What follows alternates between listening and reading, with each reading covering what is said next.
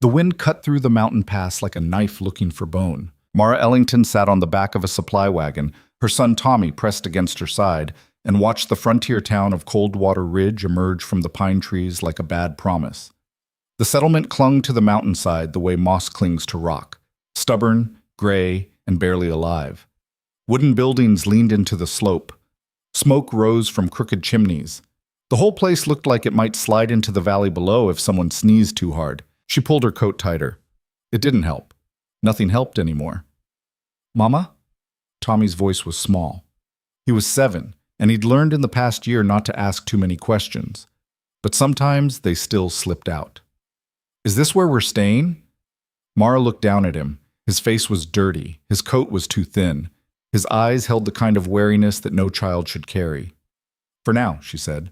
The wagon driver, a man named Polk, who'd charged her nearly everything she had left for the ride up from the valley, glanced back at them. His expression was the same one she'd been seeing for months. That mixture of pity and disgust people wore when they looked at her. Like she was roadkill they had to step around. "You got people here?" Polk asked. "No? Work lined up? I'll find something," he snorted. "Good luck with that." The wagon rolled into town just after noon. The main street was a rutted dirt track lined with buildings that looked like they'd been thrown together by men who didn't plan on staying long. A general store, a saloon, a boarding house with a faded sign that promised clean rooms, reasonable rates.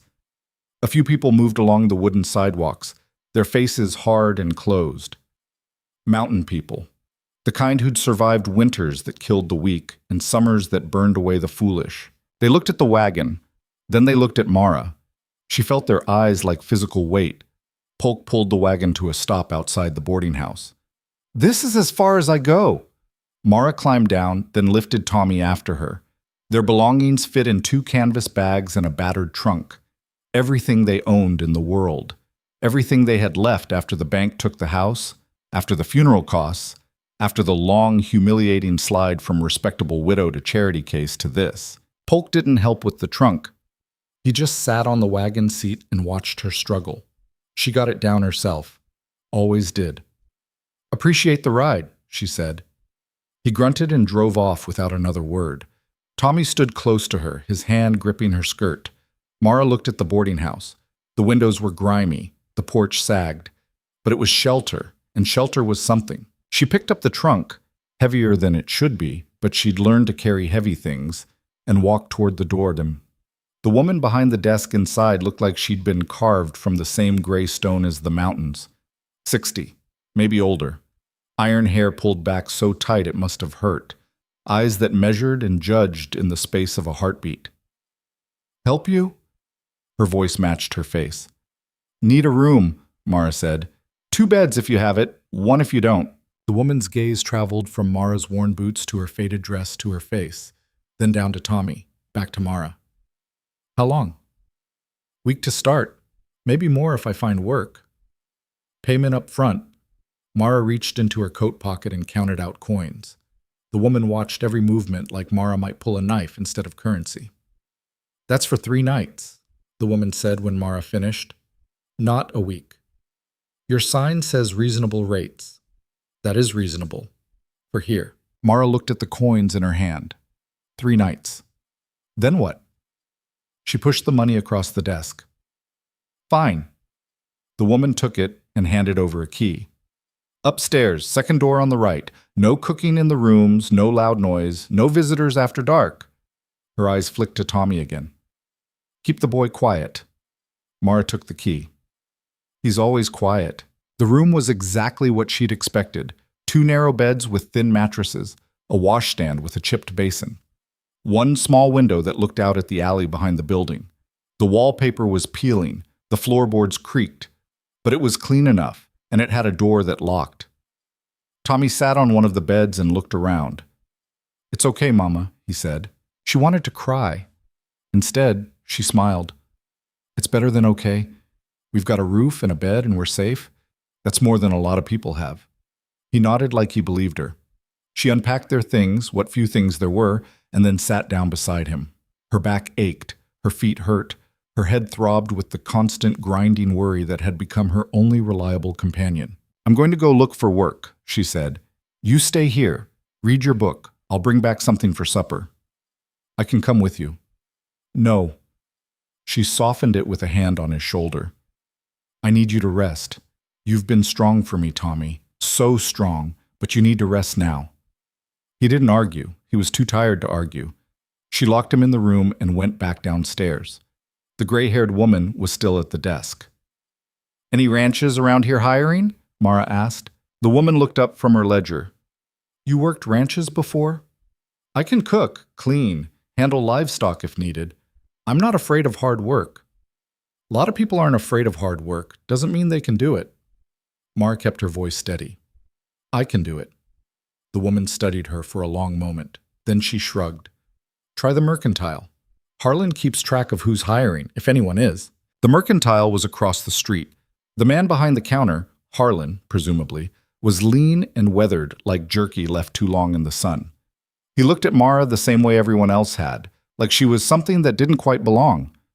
I'm looking for work, she said. Cooking, cleaning, general labor. The woman at the boarding house said you might know who's hiring. Harlan scratched his jaw. Not many folks hiring this time of year. Winter's coming. Most operations are cutting back, not expanding. I don't need much, just enough to keep a room and feed my son. You worked before? I ran my own household for 10 years. Did all the cooking, cleaning, preserving, helped with the animals. I know how to work. That's town work. Ranch work's different. I'm a fast learner. He didn't look convinced. There's a few outfits up in the high country. Calder Ranch is the biggest. They run cattle and timber. Tough operation. Rhett Calder doesn't suffer fools. I'm not a fool. Didn't say you were, but he's particular about who he brings on. Lost his last cook a month ago. Haven't heard if he's replaced him yet. How do I find him? Harlan pulled out a scrap of paper and drew a rough map. Follow the north trail out of town, about 8 miles up. Can't miss it once you get into the high meadow. Thank you. He handed her the map. You got a horse? No? 8 miles is a long walk. I've walked farther. She had. After the bank took everything, she'd walked with Tommy for 3 days straight to reach the coach station. Her feet had bled through her stockings by the second day. She'd wrapped them in cloth and kept walking. She could walk 8 miles, but not today. Today she needed to make sure Tommy had food, needed to plan, needed to think. She went to the small general store section of the mercantile and bought bread, cheese, and 2 apples with the last of her money. Then she went back to the room. Tommy was reading, or pretending to read. His book was a worn copy of adventure stories that had been his father's when he was young. I found something, Mara said. A ranch that might need a cook. I'll go tomorrow. They ate the bread and cheese sitting on the bed. Tommy made his portion last as long as he could. He'd learned not to ask for more. That night, Mara lay awake listening to him breathe in the other bed. The room was cold. The walls were thin enough that she could hear people moving in other rooms, footsteps on the stairs, voices from the saloon down the street. She thought about the coins she'd counted out, 3 nights, then nothing. She thought about the look on the boarding house woman's face, the look on Harlan's face, the look on every face she'd seen since arriving. She thought about the map in her pocket. 8 miles. She'd walked farther. The next morning, Mara left before dawn. She'd considered bringing Tommy, but the walk would be hard and she didn't know what she'd find at the end of it. Better to leave him safe and rested. She paid the boarding house woman to keep an eye on him. Overpaid, really, but she couldn't risk leaving him alone. And started walking. The trail north climbed steadily out of town. The air was thinner up here, sharp and clean. Pine trees pressed close on both sides. The sun rose slowly, painting the sky in shades of orange and gold that reminded her of better days. She walked. The trail was rougher than she'd expected. Rocks and roots turned her ankles. The incline made her legs burn. But she kept moving. After 2 hours, she stopped to rest. Her back ached. Her feet throbbed. But she was maybe halfway there. She drank water from the canteen she'd brought and ate a piece of bread. Then she kept going. The high meadow opened up suddenly, like the mountain had taken a breath and held it. Grass stretched out in all directions, golden in the morning light. Cattle grazed in the distance. And beyond them, tucked against the tree line, stood a collection of buildings that could only be the ranch. Main house, barn, bunkhouse, storage sheds. corrals and fences. Wood smoke rising from the chimney. It looked solid, permanent, like it had been there forever and would stay there forever. Mara walked toward it. As she got closer, she saw men working, one repairing a fence, another leading horses, a third chopping wood behind the barn. They all stopped when they noticed her. She kept walking. A man emerged from the barn, tall, broad-shouldered, moving with the kind of easy confidence that came from knowing exactly where he stood in the world. He wore work clothes, canvas pants, flannel shirt, leather vest. His hat was pushed back on his head. His face was hard and tanned, with lines around his eyes from squinting into too many sunrises. He watched her approach. Mara stopped a respectful distance away. "I'm looking for Rhett Calder." "You found him." His voice was rough, not unkind, but not friendly either, just neutral. "I heard you might need a cook." He looked at her, really looked. She felt herself being assessed the way a rancher might assess a horse at auction, measuring her worth, calculating her usefulness. "Where'd you hear that?" "Harlan at the mercantile in town." "Harlan talks too much." "Is it true?" Rhett crossed his arms. "Might be. What's your experience?" "I ran my own household for 10 years, cooked for my husband and helped with the farm. I know how to manage supplies, preserve food, handle large meals. I'm organized and I work hard. This isn't a household, it's a work camp. I've got 12 men here full-time, more during timber season. They work from before dawn to after dark. They expect hot food 3 times a day and they don't care if it's pretty. I'm not here to make pretty food, I'm here to make food that keeps men working." Something flickered in his expression, not quite a smile, more like recognition. "You walked here?" "Yes." "That's 8 miles." "I'm aware." He studied her for another moment. Then he nodded toward the main house. "Come on." She followed him across the yard. The other men watched. She could feel their eyes, could almost hear their thoughts. The house was simple but well built. Wooden floors, solid furniture, a stone fireplace. The kitchen was larger than she'd expected, clearly designed to feed a crew. There was a big iron stove, a long prep table, shelves stocked with dry goods. "This is where you'd work," Rhett said. "Breakfast at 5, lunch at noon, dinner at 6. You'd handle all the cooking, baking, and food prep. Keep the supplies organized. Let me know what needs ordering. The men can clean up after themselves, but the kitchen is your responsibility." Mara looked around. She could see herself here, could see how it would work. "What's the pay?" "Room and board plus $30 a month." It wasn't much, but it was more than nothing, and room and board meant she could save most of it. "I have a son," she said. "He's 7. Rhett's expression didn't change. "That a problem?" "I need to bring him with me. He won't be any trouble. He can help with small tasks, fetch water, gather eggs if you keep chickens. He's a good boy." "This is a working ranch, not a place for children."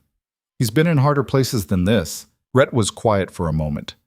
Then he said, "Room and board covers both of you, but he stays out of the men's way. And if he gets hurt or causes problems, that's on you." "Understood." "When can you start?" "Tomorrow, if you need me." "I need you today." Mara blinked. "Today?" "Lost my cook a month ago. Been making do with whatever the men can throw together. It's getting ugly." He gestured toward the stove. "You make lunch today, you've got the job. You don't, you can walk back to town." It was a test. She knew that. She also knew she didn't have a choice. "What time is it now?" 10:30. "What are they like?" "Anything hot and filling. We've got beef, potatoes, beans, flour. Whatever you need is here or in the storehouse." Mara set down her bag.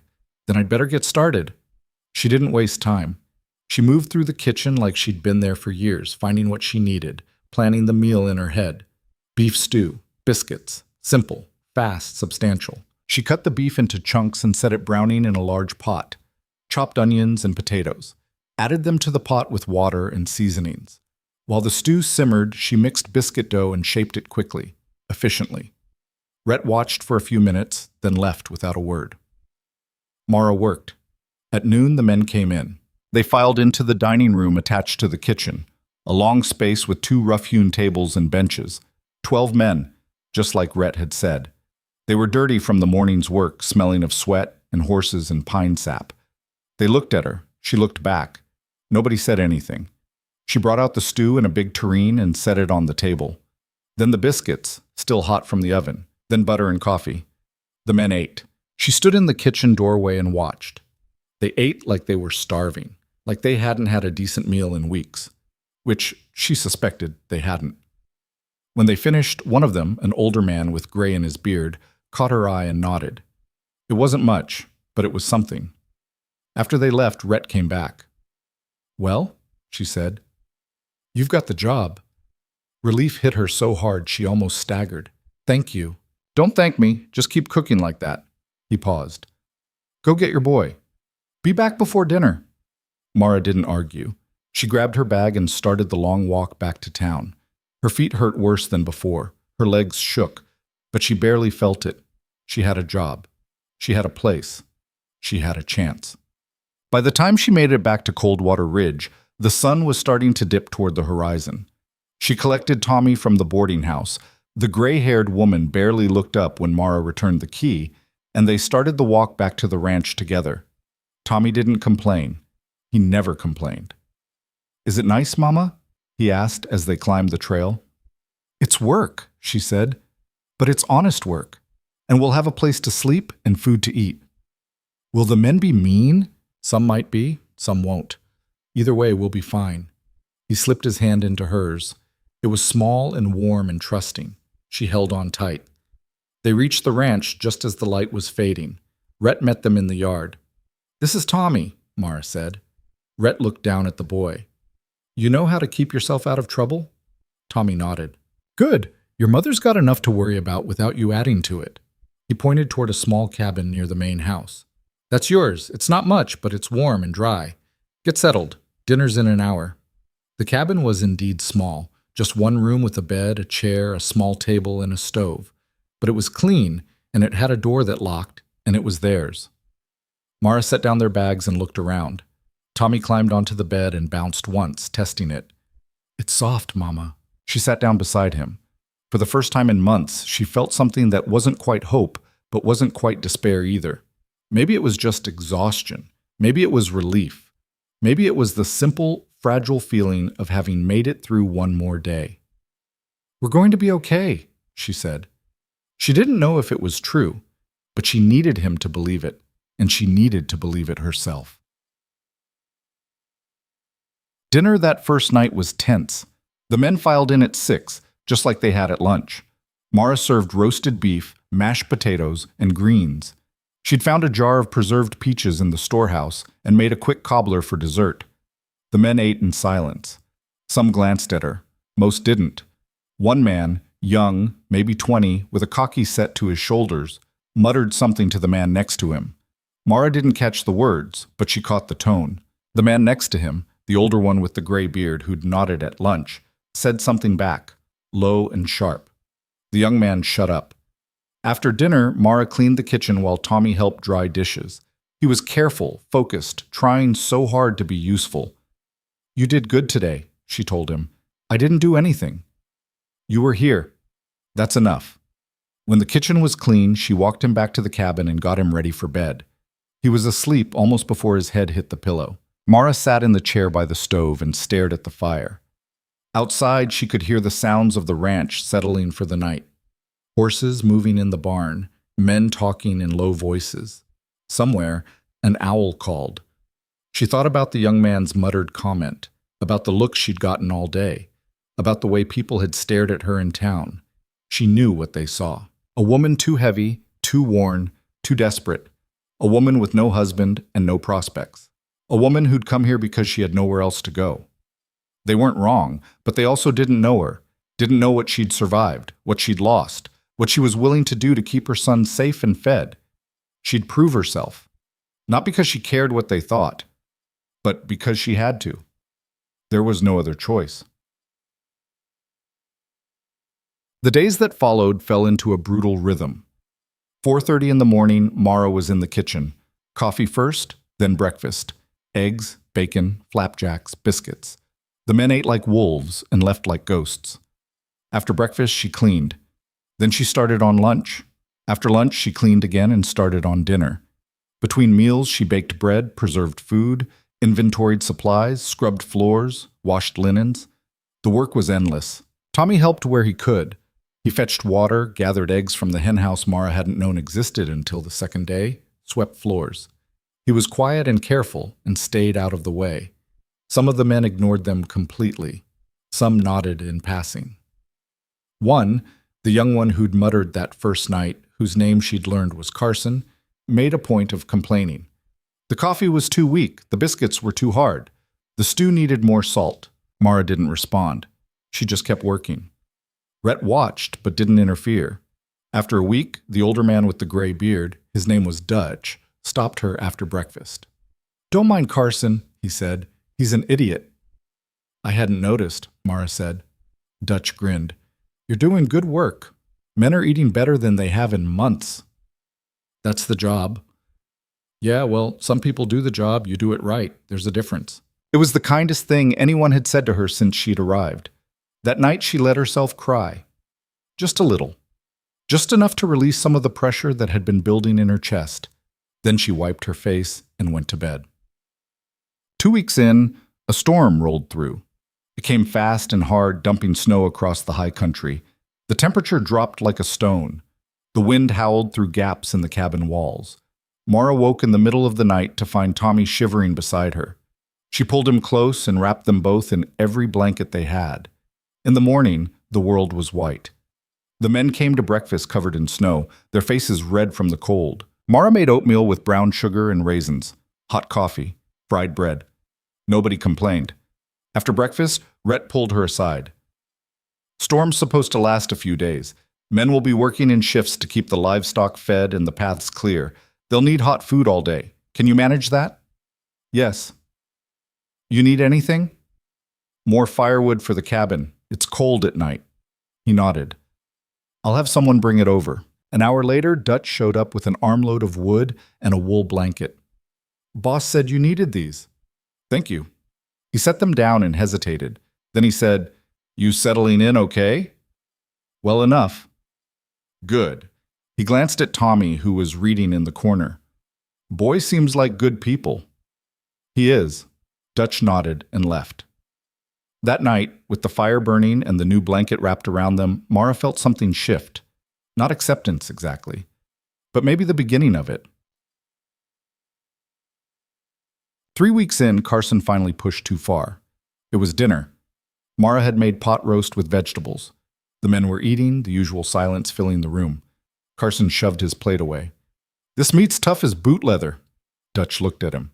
"Tastes fine to me." "Yeah, well, you'd eat anything. And you'd complain about anything." Carson's face flushed.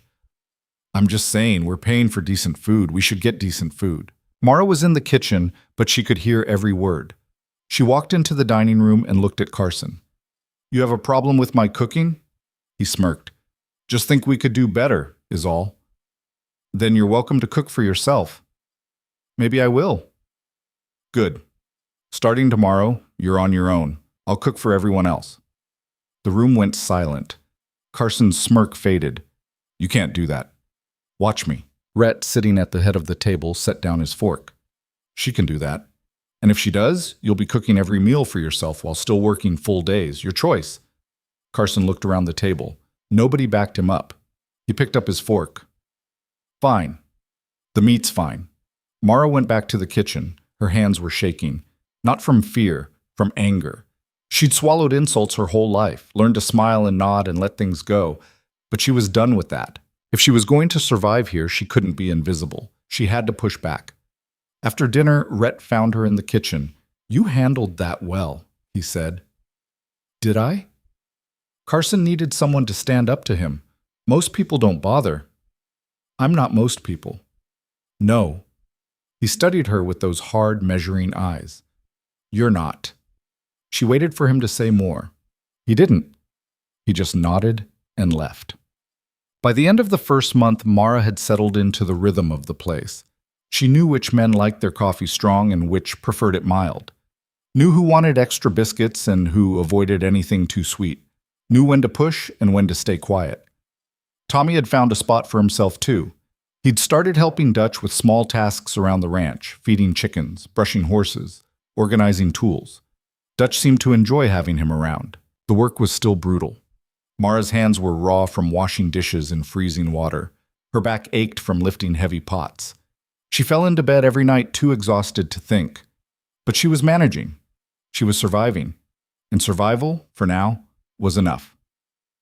One evening, after the dishes were done and Tommy was asleep, Mara walked outside to get some air. The sky was clear, the stars bright and sharp in the mountain cold. Rhett was standing near the barn, looking out at the dark shapes of the mountains. She almost turned back. But something stopped her. She walked over. "Evening," she said. He glanced at her. "Couldn't sleep?" "Just needed some air." They stood in silence for a moment. Then Rhett said, "You've done good work here." "Thank you." "Wasn't a compliment, just a fact." She almost smiled. "Noted. You planning to stay?" "As long as you'll have me." He nodded slowly. "Good. Ranch runs better with you here." It wasn't much, but coming from him, it meant something. "I appreciate that," she said. "You earned it." She looked up at the stars, thought about how far she'd come, how far she still had to go. "It's beautiful up here," she said. "It's harsh." "That too." Rhett was quiet for a moment. Then he said, "You're tougher than you look." "I'd have to be." He almost smiled. Almost. Then he tipped his hat and walked back toward the house. Mara stayed outside a little longer, breathing in the cold, clean air. She'd made it a month. She'd keep making it, one day at a time. The second month brought snow that didn't stop. It fell in thick, heavy curtains that turned the world into something silent and white and unforgiving. The men worked in shifts, breaking ice on water troughs, hauling feed to the cattle, clearing paths between buildings. They came in for meals covered head to toe in white, their faces raw and chapped, their hands so cold they could barely hold their forks. Mara kept the kitchen hot, kept the coffee coming, kept the food heavy and warm, stews, roasts, beans thick with bacon fat, bread fresh from the oven. She stopped sleeping more than 4 or 5 hours a night. There wasn't time for more. Tommy helped where he could, but even he was starting to look worn. His face had thinned. His eyes held a tiredness that made her chest ache. "You need to rest more," she told him one morning. "I'm okay, Mama. You're 7. You shouldn't have to work like this. You work harder than me." She didn't have an answer for that. The men were getting testier too. Cabin fever, Dutch called it. Too many people stuck too close together for too long. Little arguments flared up over nothing: who left the barn door open, who used the last of the tobacco, who was pulling their weight, and who wasn't. Carson predictably was the worst. He'd been sullen since the dinner incident, but as the snow kept falling, his mood got uglier. He snapped at the other men. He complained constantly. He made sure everyone knew he was miserable. One afternoon, Mara was carrying a pot of soup from the stove to the table when Carson walked into the dining room early. "About time," he said. "I'm starving. Lunch isn't for another 10 minutes. So, food's ready, isn't it?" "It'll be ready when I say it's ready." He moved closer, too close. She could smell the sweat and anger coming off him. "You know what your problem is?" he said. "You think you're special. Think you can talk to people however you want just because you can cook a decent meal." Mara set the pot down carefully. "Step back? Or what? Or I'll make sure you regret it." He laughed. It was an ugly sound. "You threatening me? I'm warning you." "With what? You gonna hit me with a spoon?" The door behind him opened. Rhett walked in. He took in the scene. Carson standing too close, Mara backed against the table, the tension thick enough to cut. "Carson," Rhett said. His voice was quiet. That made it worse. "Get out!" Carson spun around. I don't care. Get out. Now." For a second, it looked like Carson might argue. Then something in Rhett's expression changed his mind. He left. Rhett looked at Mara. "You all right?" "Fine." "He touch you?" "No." "If he does, you tell me. I can handle Carson. I know you can, but you shouldn't have to." He picked up the pot she'd set down and carried it to the table. "Man's been a problem since the day I hired him. Only reason he's still here is we're short-handed, but that doesn't give him the right to make your life harder." Mara watched him set the pot down. Rhett Calder wasn't a man who wasted words, wasn't a man who showed much emotion. But there was something in the way he'd walked into that room, like he'd been ready to break Carson in half if needed. Thank you, she said. He shrugged. Don't thank me. Just doing what's right. That evening, Carson didn't show up for dinner. He quit, Dutch told her when she asked. Packed his gear and headed down the mountain. Said he'd had enough. In this weather? Yep, Rhett tried to talk him into waiting till the storm passed, but Carson's got more pride than sense. He'll probably make it to town. Probably. Mara ladled stew into bowls and tried not to feel guilty. She failed. It's not your fault, Dutch said quietly. Carson was a bomb waiting to go off. You just happened to be standing nearby when he did. Rhett's short-handed now. Rhett's always short-handed. That's ranch life. Don't lose sleep over it. But she did lose sleep over it.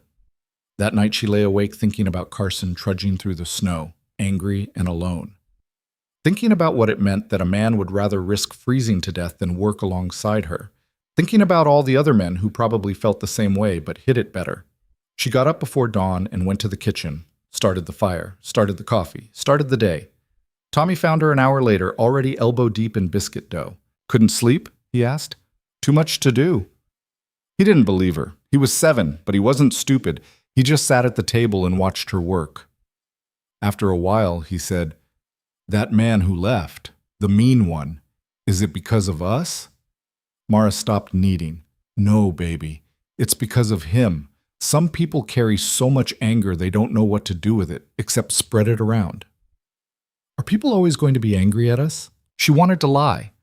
Wanted to tell him everything would be fine, that people would see them for who they really were, that kindness and hard work would win out in the end. But she'd learned the hard way that the world didn't work like that. Some will, she said, but some won't, and the ones who won't, those are the ones who matter. He thought about that. Then he nodded and went to fetch water for the coffee. She watched him go and felt something crack inside her chest. He deserved better than this. But this was all she had to give. The storm finally broke 3 days later. The sun came out, hard and bright, turning the snow into something that hurt to look at. The men emerged from the bunkhouse like bears from hibernation, blinking and stretching and eager to get back to real work. Mara stood in the kitchen doorway and watched them move across the yard. They looked smaller somehow, harder, like the winter had filed off their soft edges. She probably looked the same way. Rhett walked over to her. Storm's done. Road should be clear enough to get supplies up from town in a few days. Make me a list of what you need. I will. He hesitated. Then he said, You did good during the storm. Kept everyone fed and warm. That's no small thing. It's my job. Yeah, but you did it better than most would have. He looked out at the men. Carson wasn't worth keeping anyway. Man couldn't take orders and couldn't keep his mouth shut. You're worth 10 of him. Mara felt heat rise to her face. Not embarrassment, something else. I appreciate that. It's not a compliment, just a fact. She almost smiled. You've said that before. Still true. He walked away before she could respond. That afternoon, Dutch came to the kitchen with Tommy in tow. Found this one trying to muck out the horse stalls, Dutch said. Figured you should know. Mara looked at Tommy. He was covered in dirt and hay and looked thoroughly pleased with himself. I was helping, Tommy said. You were supposed to be reading. I finished my book. Then you should have come found me. You were busy. Dutch coughed to hide a laugh. Kid's not wrong. You're always busy. Mara sighed. Is he in the way? Nah. Actually, he's pretty useful. Got small hands. Can reach places I can't. Dutch looked at Tommy. If it's all right with your ma, you can help me in the afternoons after you finish whatever chores she gives you. Tommy's face lit up. Really? Mara wanted to say no, wanted to keep him close and safe and away from the hard, dangerous work of the ranch. But she also knew he needed more than just her. Needed to feel useful. Needed to learn from someone who wasn't exhausted and scared all the time. All right, she said, but you do exactly what Dutch tells you. No wandering off, no taking risks. I won't, Mama. I promise. Dutch grinned. Don't worry. I'll keep an eye on him. After they left, Mara stood alone in the kitchen and wondered when she'd become the kind of mother who let her 7-year-old work in a barn. Then she reminded herself that survival didn't care about the kind of mother she wanted to be. It only cared about the kind of mother she had to be. The supply wagon came up from town 4 days later. Mara went through the deliveries carefully, checking everything against her list. Flour, sugar, coffee, salt, beans, rice, dried fruit, spices. Everything she'd asked for was there. Almost everything. "Where's the lard?" she asked the wagon driver. He checked his manifest. "Says here you got 2 tins. I ordered 4. "Well, I only got 2. Mara bit back frustration. "Fine, I'll make do." The driver shrugged. "Always something, ain't it?" After he left, she stood in the storehouse and recalculated her supplies. 2 tins of lard would last maybe 3 weeks if she was careful. After that, she'd have to improvise. Use more butter, render fat from the beef, stretch everything as far as it would go. She was good at stretching things. She'd been doing it her whole life. That evening, she made fried chicken for dinner. The men ate like they'd forgotten what fried food tasted like. "This is incredible," one of them said. His name was Porter. Young, quiet, worked harder than he talked. "It's just chicken," Mara said. "Yeah, but it's good chicken." Dutch nodded. "Best meal we've had in weeks." "Best meal we've had in months," another man added. Mara carried the empty platters back to the kitchen and tried not to let their praise mean too much. Tried and failed. Later, after everything was cleaned and put away, she sat in the cabin with Tommy and counted her money. She'd saved almost all of her wages, had barely spent a dime. $30 from the first month, $30 from the second, $60 total. It wasn't enough to start over somewhere else. Wasn't enough to rent a place in town. But it was more than she'd had in a long time. More than nothing. "What are you going to do with it?" Tommy asked. "Save it for emergencies." What kind of emergencies? She thought about all the things that could go wrong. Illness, injury, another winter storm, the ranch going under, Rhett deciding he didn't need her anymore. Any kind, she said.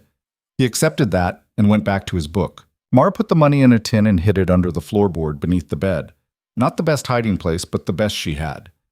Then she lay down and stared at the ceiling and tried not to think about how fragile everything still was.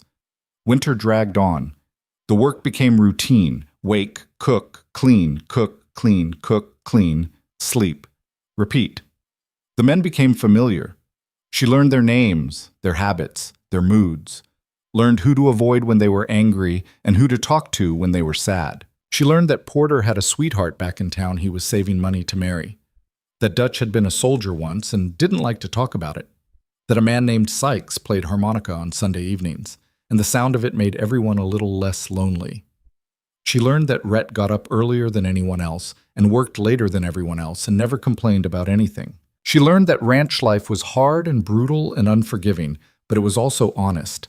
Nobody lied about who they were or what they wanted. Nobody pretended. She appreciated that. One night in late February, a rider came up from town. It was after dark. The men were in the bunkhouse. Mara was in the kitchen finishing the last of the dishes when she heard the horse. Rhett met the rider in the yard. She couldn't hear what they were saying, but she could see Rhett's posture change, could see him go tense. The rider left. Rhett stood in the yard for a long moment, then walked to the kitchen. "Everything all right?" Mara asked. "No." He took off his hat and turned it in his hands. "There's trouble." "What kind?" "The kind that's been coming for a while." She waited. He sighed. "There's a man named Voss. Runs cattle on the land west of here. We've had disputes before. Grazing rights, water access, boundary lines, normal rancher stuff. But he's been pushing harder lately, sending his men onto my land, running my fence lines, making threats." "What kind of threats?" "The kind that say he wants what I have and doesn't care how he gets it." Mara set down the dish she'd been washing. "What are you going to do?" "Same thing I always do. Stand my ground, protect what's mine." He looked at her. "But it might get ugly. If it does, I want you and the boy to go down to town. Stay there until it's over. If there's trouble, you'll need everyone here." "I need everyone who can fight. You're not a fighter." "You don't know what I am." Mara, "I'm not running. I've run enough. If there's work to be done here, I'll do it." Rhett studied her for a long moment. "You're stubborn." "So are you." He almost smiled. "Fair point. When is this Voss coming?" "Don't know. Could be tomorrow. Could be next week. Ryder said he's been talking big in town, making noise about teaching me a lesson." Rhett put his hat back on. I just wanted you to know, so you're not caught off guard. I appreciate that. He nodded and left. Mara finished the dishes slowly, her mind working. She'd survived a lot in her life. A husband's death, poverty, humiliation, the slow, grinding loss of everything she'd once had. But she'd never faced violence, never had to stand against men who wanted to take by force what they couldn't get by right. She wasn't sure she was ready for it, but she also wasn't sure she had a choice. The next few days were tense. Rhett doubled the watch. Men took turns riding the fence lines, checking for signs of trouble. Everyone carried rifles. Even meals became quieter, more focused. Dutch found Mara in the kitchen one morning. "You know how to shoot?" he asked. "A little. My husband taught me, but I'm not very good." "Good enough is good enough." He handed her a revolver. "Keep this with you, just in case." She took it. The weight was heavier than she remembered. "I don't want to use this. Nobody does. But if it comes down to you or them, I want you to have a choice." She tucked the gun into her apron pocket. It felt wrong there, dangerous. But so did everything else these days. Tommy noticed the change in atmosphere. He didn't ask questions, but she could see the worry in his eyes. "We're safe," she told him. "Nobody's going to hurt us." "Is someone trying to?" She wanted to lie. Couldn't. "Maybe. But Mr. Calder and the men are making sure that doesn't happen." "What if they can't?" "Then we'll handle it ourselves." He looked at her for a long moment. Then he nodded. 7 years old and already learning that safety was something you fought for, not something you were given. She hated it, but she couldn't change it. A week passed, then another. Nothing happened. The tension started to ease. Men stopped carrying rifles everywhere. The watch rotated back to normal. Even Rhett seemed less on edge. Mara started to think maybe Voss had been all talk. She should have known better. It was a Thursday afternoon when the fire started. Mara was in the kitchen preparing dinner when she smelled smoke. Not the normal smoke from the stove or the fireplaces. This was different. Thicker, meaner. She ran outside. The hayfield beyond the barn was burning. Flames ripped across the dried grass, spreading fast, driven by the wind. Men were already running toward it, shouting, grabbing buckets and shovels. Rhett was in the middle of it, yelling orders. "Get the horses out of the barn. Move the cattle to the north pasture. Someone ride to town for help." Mara stood frozen for just a second. Then she ran. Not away. Toward. She grabbed 2 buckets from the kitchen and ran to the pump. Filled them. Carried them toward the fire line where men were trying to beat back the flames. "What are you doing?" Dutch shouted when he saw her. "Helping! Get back to the house! No!" She threw water on the nearest flames. It hissed and steamed and did almost nothing, but she ran back to the pump anyway, filled the buckets again, carried them back. Again, again, again. Her arms burned, her lungs burned, her eyes watered from the smoke. She didn't stop. Other men joined the line. They formed a chain, passing buckets from the pump to the fire. Mara was in the middle, hauling and passing and hauling again. The fire fought back. It jumped a fire break and caught the corner of the barn. Men swarmed it with shovels and wet blankets. Someone screamed. Mara looked over and saw Porter on the ground, his leg twisted wrong. She dropped her buckets and ran to him. "I'm fine," he gasped. "Just get back to—" "Shut up." She grabbed him under the arms and dragged him away from the flames. He was heavy, dead weight, but she didn't stop until he was clear. Dutch appeared beside her. "I've got him. You get back to the pump." She didn't argue. The fight went on for hours. By the time they finally got the fire under control, the sun was setting and everyone was black with soot and exhausted beyond words. Mara stood by the pump, hands blistered and shaking, and looked at the damage. Half the hayfield was gone. Part of the barn was scorched. The air stank of smoke and burned grass. But the ranch was still standing. Rhett walked over to her. His face was streaked with ash. His hands were bleeding. "You should have stayed in the house," he said. "So should you." He looked at her, really looked, and something in his expression shifted. "Thank you," he said. She nodded, couldn't find words. He walked away to check on the men. Mara went back to the kitchen and made food. She didn't know what else to do, didn't know how to process what had just happened. So she did what she always did. She worked. By the time the men came in for a late dinner, she'd made stew and biscuits and coffee strong enough to wake the dead. They ate in silence. Too tired to talk, too shaken to joke. After they left, Mara sat down at the table and finally let herself shake. Tommy came in from the cabin where she'd told him to stay. "Mama?" She pulled him into her arms and held on tight. "We're okay," she whispered. "We're okay." But she knew it wasn't true. The fire hadn't been an accident, and whoever said it wasn't done yet. The morning after the fire, Rhett found boot prints near the hayfield. 3 sets, maybe 4, leading in from the west ridge and back out again. Someone had walked right up to the field, set the blaze, and disappeared into the trees. Mara watched from the kitchen window as Rhett crouched in the dirt, studying the tracks. Dutch and 2 other men stood nearby, rifles in hand, scanning the tree line like they expected someone to come charging out. Nobody did. When Rhett came back to the house, his jaw was set so tight she thought his teeth might crack. "It was Voss," he said.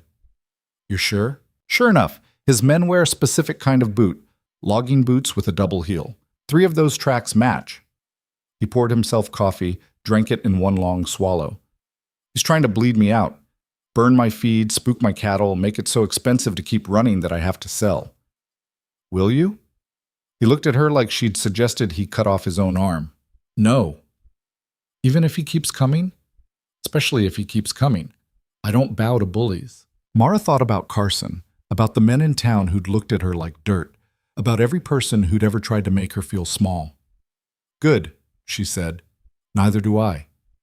Rhett almost smiled. "I noticed." He left to organize patrols. Mara went back to work. But the gun Dutch had given her stayed in her apron pocket, just in case. That afternoon, a man rode up from town.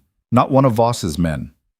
This one wore a suit that had seen better days and carried himself with the weary authority of someone who'd been doing a job too long. Sheriff Macklin.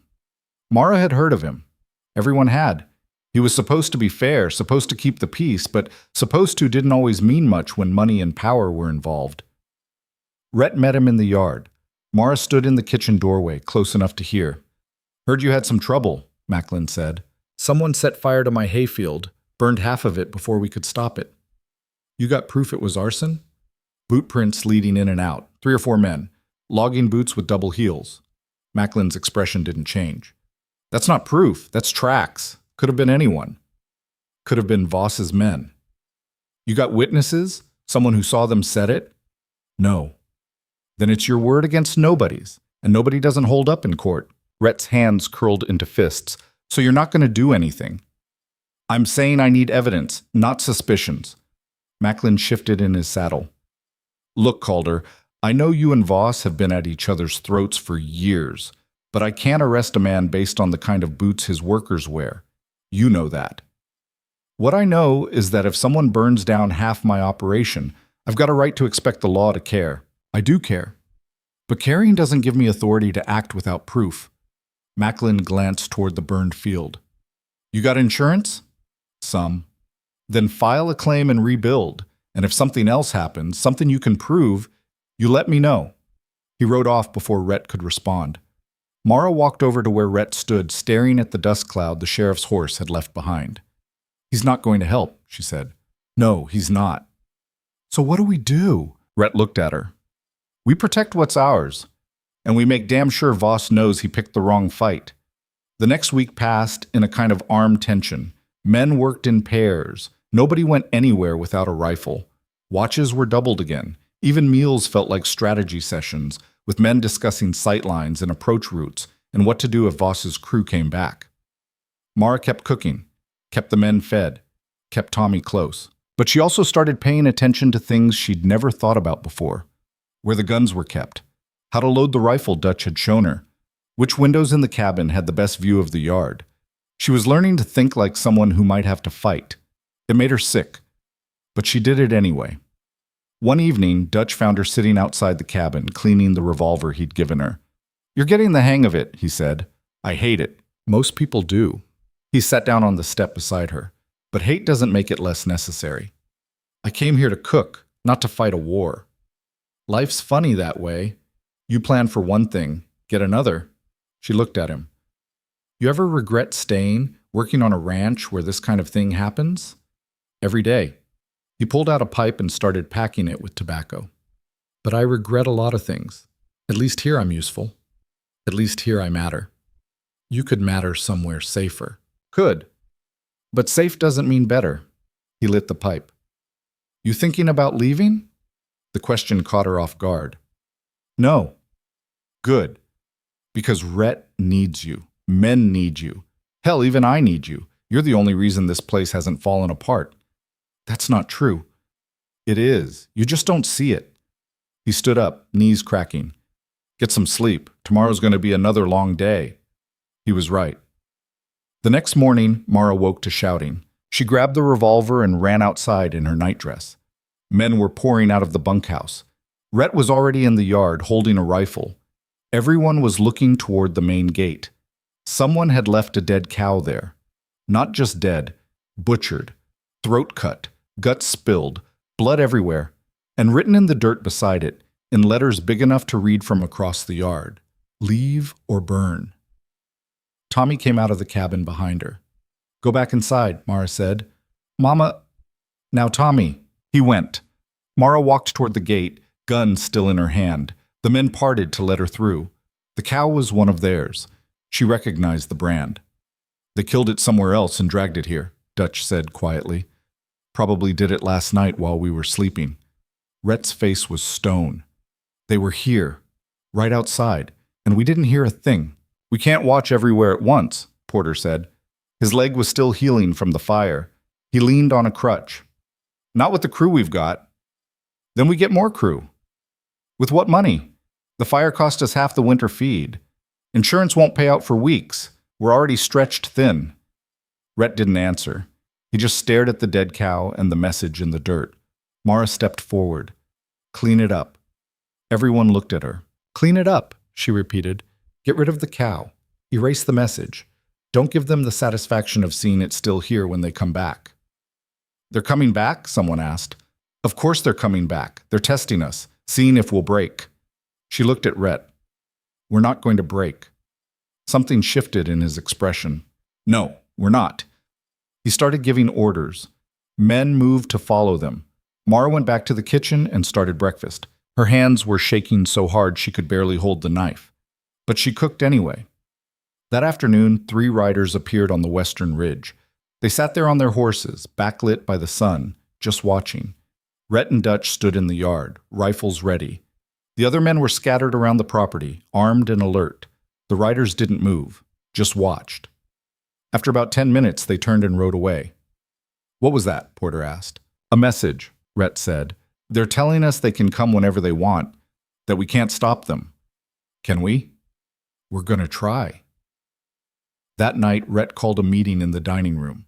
All the men gathered. Mara stood in the back, arms crossed. Here's the situation, Rhett said. Voss wants this land.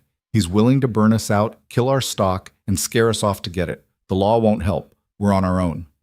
So what do we do? Sykes asked. We fight, but smart. We can't match him man for man. He's got more crew, more money, more resources, but we've got something he doesn't. What's that? We're already here. This is our home, and we know every inch of it. Rhett pointed to a map he'd laid out on the table. We set up better defenses. We control the approaches. We make it so hard to get to us that it's not worth the effort. That's a siege mentality, Dutch said. We can't live like that forever. We won't have to. Voss is impatient. He'll either escalate or give up. Either way, we'll be ready. And if he escalates? Rhett met his eyes. Then we make sure he regrets it. The men dispersed to their assignments. Mara stayed behind. You really think this will work? She asked. I think it's the only chance we've got. What if it's not enough? Then we lose. But at least we'll lose on our feet, not on our knees. She thought about that, about what it meant to stand when everything was pushing you down, about how familiar that feeling was. I'm with you, she said. Whatever happens. Rhett looked at her for a long moment. I know.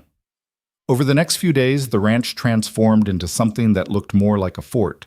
Men dug trenches along the access roads, built barricades, set up watch posts with clear lines of sight, stockpiled ammunition and supplies in case they got cut off from town. Mara did her part.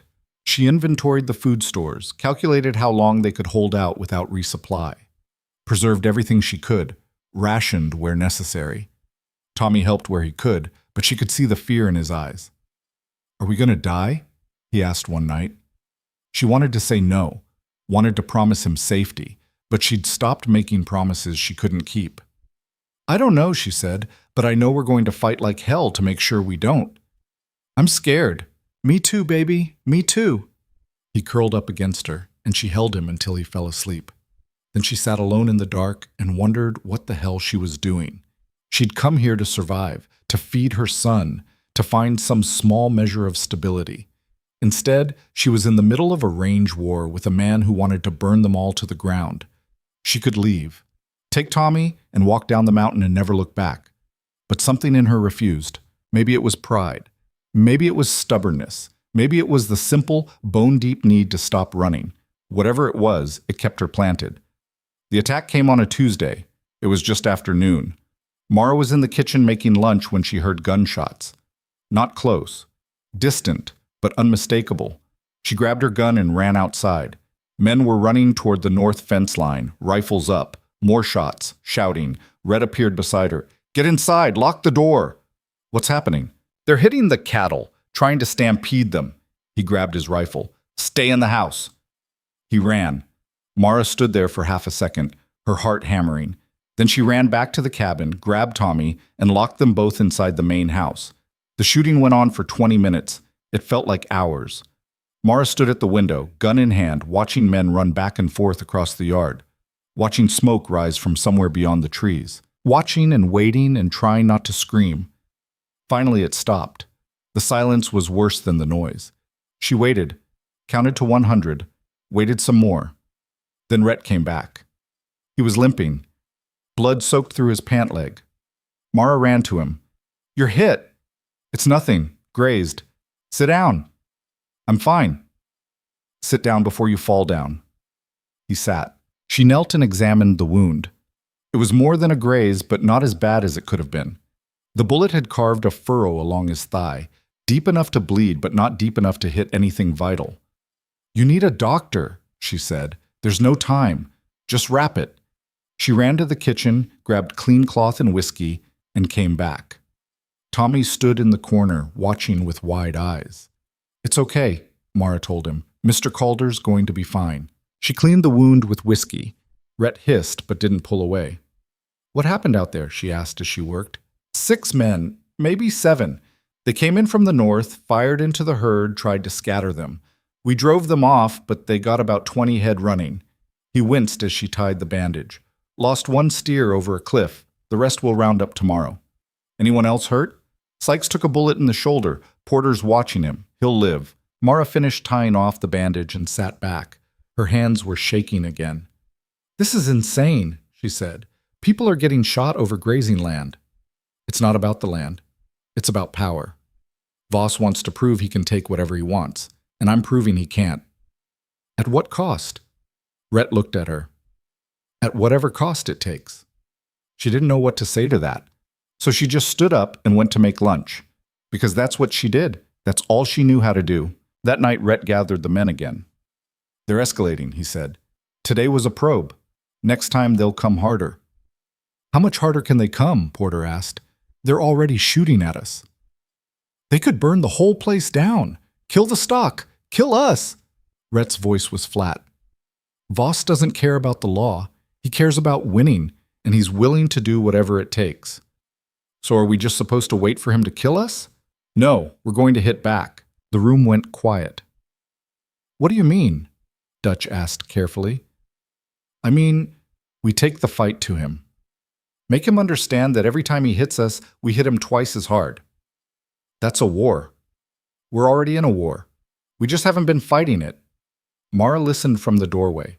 She wanted to object, wanted to say this was crazy, that violence only bred more violence, that someone needed to be the adult and walk away. But she also knew that walking away meant losing everything, and she was tired of losing. "What's the plan?" she heard herself say. Everyone turned to look at her. Rhett's eyes met hers. You sure you want to know? I'm here, aren't I? I'm part of this, whether I want to be or not. So yes, I want to know. He nodded slowly. Voss runs his operation out of a lumber camp about 15 miles west. He's got equipment there, saws, wagons, oxen. If we take that out, we hurt him where it counts. You're going to sabotage his camp?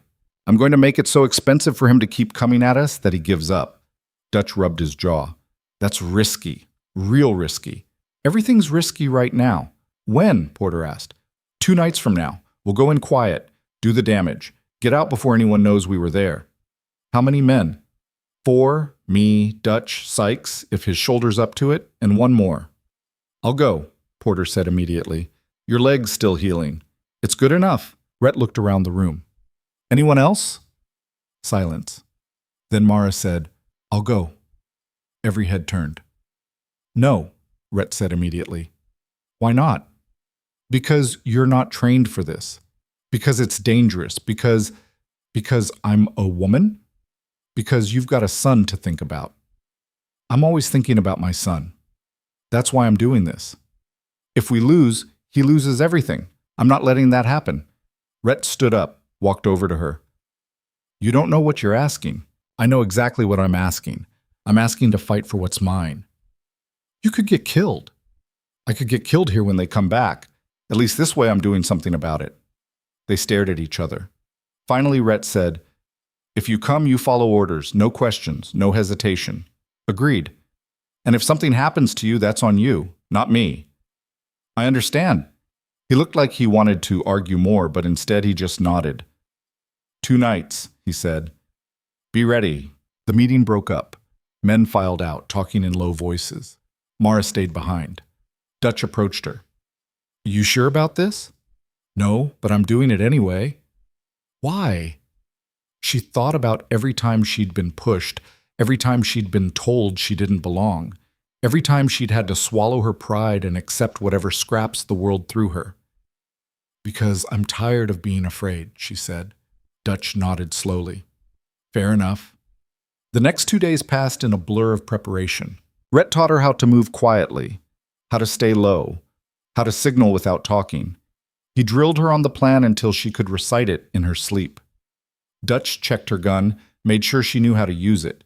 Sykes, shoulder bandaged but functional, showed her how to set a fire that would burn hot and fast. She learned, absorbed, practiced, and tried not to think about what could go wrong. The night before they left, she sat with Tommy in the cabin. I have to go away tomorrow night, she said, just for a little while. Where? I can't tell you, but I'll be back before morning. He looked at her with those 2 old eyes. You're going to fight, aren't you? She couldn't lie to him. Yes. Are you going to come back? I'm going to do everything I can to make sure I do. He was quiet for a long time. Then he said, I don't want you to go. I know, baby. I don't want to go either, but I have to. Why? Because if I don't, we might lose everything, and I can't let that happen. He nodded. Didn't cry, just nodded. She pulled him close and held on tight. I love you, she whispered, more than anything in this world. Remember that. I will, Mama. That night she barely slept, and when dawn came, she got up and made breakfast like it was any other day. Because if she stopped to think too hard about what she was about to do, she'd lose her nerve. And she couldn't afford to lose her nerve. Not now. Not when everything depended on her staying strong. They left just after midnight, 5 of them on horseback, moving through the darkness like shadows. Rhett led. Dutch rode beside him. Sykes and Porter followed. Mara brought up the rear, her heart hammering so hard she thought everyone could hear it. The night was cold and clear. Stars scattered across the sky like thrown salt. The horse's breath came out in white clouds. Nobody spoke. They rode for 2 hours, following trails Mara had never seen, cutting through dense forest where the trees pressed close enough to scrape her shoulders. Her hands were numb on the reins. Her legs ached from gripping the saddle. But she kept moving. When they finally stopped, they were on a ridge overlooking a valley. Below, barely visible in the darkness, was Voss's lumber camp. A few scattered buildings, stacks of cut timber, equipment sheds. 2 wagons parked near what looked like a barn, a single light burning in one of the buildings. Rhett dismounted and motioned for the others to do the same. They gathered close, speaking in whispers. That's the equipment shed, Rhett said, pointing. That's where the saws are kept. The wagons are there. The oxen are probably in that barn. How many men? Dutch asked. Could be anywhere from 3 to 10. Hard to say. That's a big range. It's the best I've got. Porter shifted his weight off his bad leg. What's the play? We split up. Dutch and I take the equipment shed. Sykes, you and Porter handle the wagons. Mara, you stay with the horses. If something goes wrong, you ride back and warn the ranch. I didn't come here to hold horses, Mara said. Rhett turned to look at her. And I didn't bring you here to get killed. You stay with the horses. I can help. You help by being the backup. If we don't make it out, someone needs to get home and tell the others what happened. She wanted to argue, wanted to prove she was just as capable as any of them, but she also knew he was right. Fine, she said. They moved down the ridge on foot, leaving the horses tied in the trees. Mara waited with them, watching the others disappear into the darkness. The minutes crawled. She stood there, gun in hand, listening to the night sounds. Wind in the trees, distant owl calls, the creak of branches. Then she heard voices. Faint, coming from the camp. Men talking, laughing, more than 3, more than 5. Her stomach dropped. She saw movement near the equipment shed. Rhett and Dutch, low and quiet. They reached the door. Dutch pulled out a pry bar and worked at the lock. The voices got louder. Someone was walking toward the shed. Mara's breath stopped. Rhett and Dutch froze. The man, just a silhouette in the darkness, walked past the shed without looking, headed toward the building with the light. Rhett and Dutch went back to work. The lock gave. They slipped inside. Mara counted seconds. 30, 40, 50. Then she saw flame, small at first, just a flicker through the shed window. Then bigger, brighter. Rhett and Dutch came running out. At the same time, Sykes and Porter were at the wagons. She saw Sykes strike a match. The whole camp lit up in seconds. Shouts erupted from the buildings. Men poured out. Someone started ringing a bell. Rhett and Dutch were running back toward the ridge. Sykes and Porter right behind them. Then gunfire. Mara saw the muzzle flashes before she heard the shots. Men were firing from the buildings, aiming at the shadows running through the camp. She started moving toward them without thinking. Get back, someone yelled. She didn't listen. Porter stumbled, went down. Sykes grabbed him, hauled him up. They kept running. More gunshots, bullets kicked up dirt around them. Mara raised her gun and fired back, once, twice, 3 times. She didn't know if she hit anything, didn't care. She just wanted them to stop shooting at her people. Dutch reached the ridge first, then Rhett, then Sykes, dragging Porter. Go, Rhett shouted. Get to the horses. They ran. Behind them, the camp was fully ablaze now. The equipment shed was an inferno. The wagons were burning. Men were shouting, trying to organize, trying to fight the fires and chase the attackers at the same time. They reached the horses, mounted up, rode. The gunfire followed them for a while, then faded. They didn't slow down until they were miles away. When they finally stopped to breathe, everyone was shaking. Is anyone hit? Rhett asked. Porter caught one in the side, Sykes said. Not deep, but he's bleeding. Porter was pale, holding his ribs. I'm fine. You're not fine. Let me see. Mara dismounted and went to him, lifted his shirt. The bullet had grazed his ribs, tearing through skin and muscle, but missing anything vital. You're lucky, she said. Don't feel lucky. She used cloth from her pack to bind the wound. Her hands were steadier than she expected. We need to keep moving, Rhett said. They might follow. They're too busy putting out fires, Dutch said. We bought ourselves some time. They rode on. By the time they reached the ranch, the sky was starting to lighten. Gray dawn creeping over the mountains. The men who'd stayed behind met them in the yard. Did it work? One of them asked. It worked, Rhett said. He dismounted, stiff and tired. Voss lost his equipment shed and 2 wagons, maybe more. That'll set him back weeks. And now he knows we'll fight, Dutch added. Now he knows, Rhett agreed. Mara slid off her horse and handed the reins to someone else. Her legs were shaking so badly she could barely stand. Tommy came running out of the main house. She caught him, held him tight. You came back, he whispered. I told you I would. She looked over his head and saw Rhett watching her. He nodded once. She nodded back. Then she took Tommy inside and tried to forget what it felt like to shoot at another human being. The retaliation came 3 days later. Mara was in the kitchen when she heard horses, lots of them. She ran to the window. 10 men rode into the yard, all armed. At the front was a man she'd never seen before but knew immediately. Voss. He was older than she'd expected. 50, maybe. Gray hair, hard face, expensive clothes that looked out of place in the mountains. He sat his horse like he owned the world. Rhett walked out to meet him. Dutch and the others followed, rifles ready. Mara grabbed her gun and moved to the door where she could hear. Calder, Voss said. His voice was smooth, educated. We need to talk. Nothing to talk about, Rhett said. I think there is. Someone burned my equipment shed, destroyed 2 wagons, cost me a lot of money. That's unfortunate. Don't play stupid. I know it was you. You know a lot of things that aren't true. Voss smiled. It didn't reach his eyes. Here's what's going to happen. You're going to pay for the damage, and then you're going to sell me this land at a fair price, or I'm going to take it from you. I'm not paying you a dime, and I'm not selling. Then you're making a mistake. Wouldn't be my first. Voss's smile faded. I'm trying to be civilized about this. But if you want to do it the hard way, we can do it the hard way. I've been doing it the hard way my whole life. Not like this, you haven't. Voss looked around the yard. His eyes landed on Mara, standing in the doorway. That your cook? Rhett's posture changed, went rigid. That's none of your business. Everything on this land is my business, because soon it'll all be mine. Voss tipped his hat toward Mara. Ma'am. She didn't respond.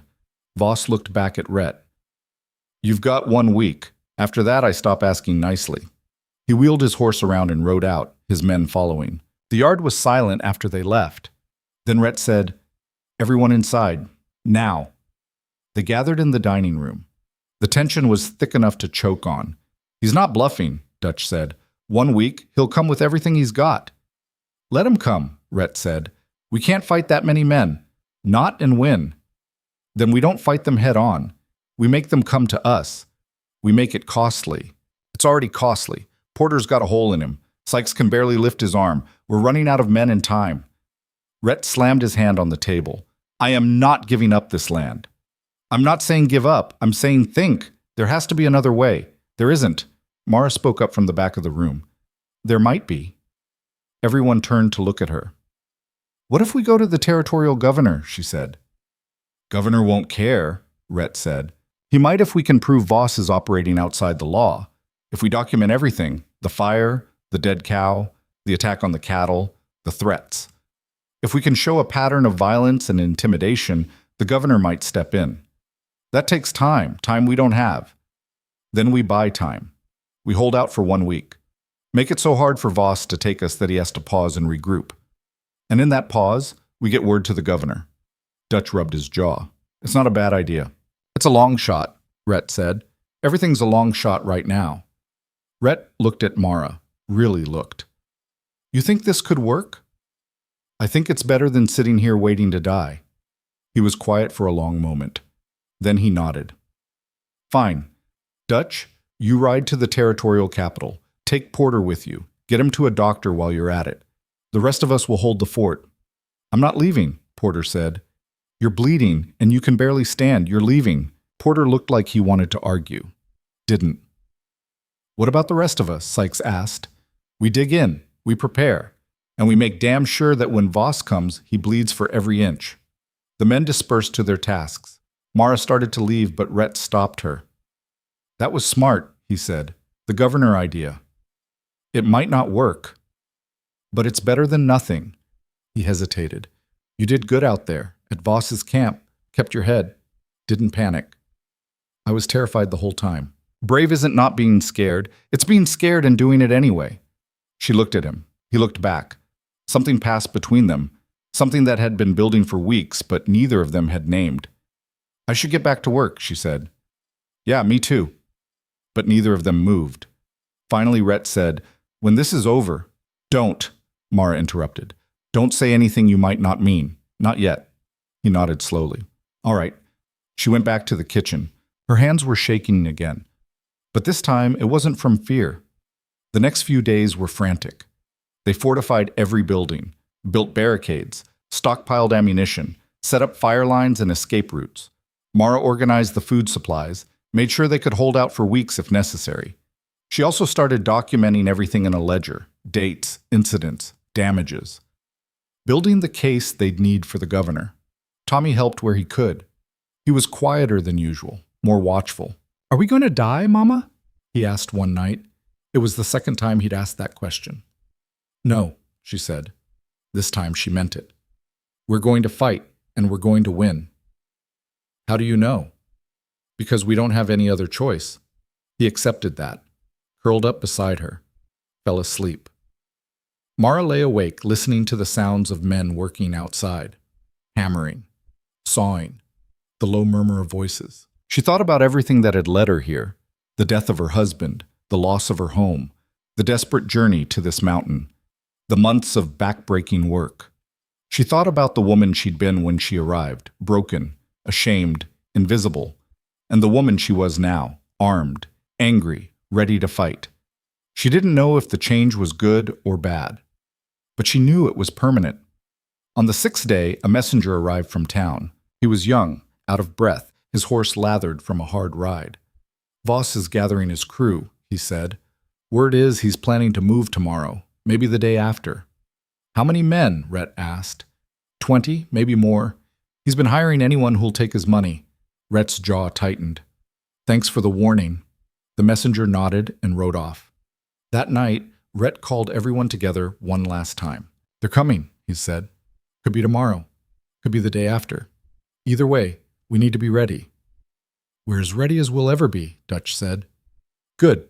Rhett looked around at the assembled men, at Mara standing in the back, at the ranch they'd all worked so hard to protect. "I'm not going to lie to you. This is going to be ugly. Some of us might not make it, but I want you to know, every one of you, that I'm proud to stand with you." The men nodded. A few murmured agreement. "Get some rest," Rhett said. "Tomorrow, we fight." They dispersed. Mara went back to the cabin. She kissed Tommy goodnight, locked the door, loaded her gun. Then she sat by the window and waited for dawn. It came slowly, painting the sky in shades of orange and red. Blood colors, she thought. Then she pushed the thought away and focused on what needed to be done. But the attack didn't come at dawn. It didn't come at midday either. By late afternoon, everyone was on edge. Nerves frayed, tempers short. "Maybe he changed his mind," someone said. "He didn't change his mind," Rhett said. "He's waiting for something." "What?" "I don't know, but stay alert." The sun sank toward the horizon. Shadows lengthened across the yard. And then, just as the light was starting to fade, someone shouted from the watchpost, "Riders, coming in from the west." Mara's heart jumped into her throat. She grabbed her gun and ran outside. But it wasn't Voss. It was Dutch and Porter, riding hard, with Sheriff Macklin and 3 deputies behind them. Rhett met them in the yard. "What's this?" Macklin dismounted. "Got a message from the governor's office. Said there's been reports of violence and intimidation in this area. Sent me to investigate." "Dutch?" "We made it to the capital," Dutch said. He looked exhausted but triumphant. Governor read the ledger Mara put together, sent a telegram to the sheriff, told him to get up here and sort it out. Macklin pulled out a piece of paper. "I've got orders to arrest anyone engaging in arson, theft, or assault. That include you, Calder?" "I've been defending my property." "Can you prove that?" Rhett gestured to the burned field, the damaged barn. "What does it look like?" Macklin looked around, took in the fortifications, the armed men, the evidence of recent violence. "Looks like a war zone," he said. "That's because it is." "And Voss?" "Is the one who started it." Macklin was quiet for a moment. Then he said, "I'll need statements from everyone, written testimony, dates, times, witnesses, and then I'll ride out to Voss's camp and get his side." "He'll lie." "Probably, but if enough evidence points one way, lying won't help him." Macklin looked at Rhett. "You got that ledger Dutch mentioned?" "Mara does." Macklin turned to her. "Ma'am?" She went to the cabin and retrieved the ledger, handed it over. Macklin flipped through it. His expression darkened with every page. "This is detailed," he said. "I'm thorough." "You wrote all this?" "Yes." He closed the ledger. I'll be honest, I didn't want to come up here. Figured this was just two ranchers having a pissing contest, but this, he held up the ledger. This is something else. If even half of this is true, Voss has been operating like he's above the law. He is above the law, Rhett said. He's got money and connections. He's got money, but I've got a direct order from the governor, and that trumps money. Macklin looked at his deputies. We're riding to Voss's camp, tonight. We're going to have a conversation. He won't go quietly, Dutch warned. Then he won't go quietly, but he will go. Macklin and his deputies mounted up. Before they left, Macklin looked back at Rhett. You hold tight. Don't do anything stupid. Let me handle this. And if he comes here first, then you defend yourself, but only if he comes to you. Understood? Rhett nodded. They rode off into the gathering darkness. The yard was silent after they left. Then someone let out a long breath. Did that just happen? Sykes asked. I think it did, Dutch said. Mar stood there, still holding the gun, still braced for a fight that might not come. So we wait? She asked. We wait, Rhett said. They waited through the night, kept watch, kept weapons ready, kept nerves on edge. But no attack came. And when dawn broke, a rider appeared on the ridge, one of Macklin's deputies. He rode down into the yard and dismounted. It's over, he said. What? Rhett stepped forward. Voss is under arrest. We found evidence at his camp linking him to the fire. Found the men who set it. They talked once we put pressure on them. Voss is being transported to the territorial prison. He'll stand trial. Mara felt her knees go weak. It's really over? She asked. It's really over. The yard erupted. Men cheered, slapped each other on the back. Someone fired a rifle into the air in celebration. Mara just stood there, trying to process it. They'd won. Against all odds, against all expectations, they'd won. Rhett walked over to her. You did this. I didn't. The ledger, the documentation, that's what convinced the governor to act. That's what gave Macklin the ammunition he needed. He smiled, actually smiled. You did this. She didn't know what to say, so she just smiled back. And for the first time in longer than she could remember, it felt real. The celebration didn't last long.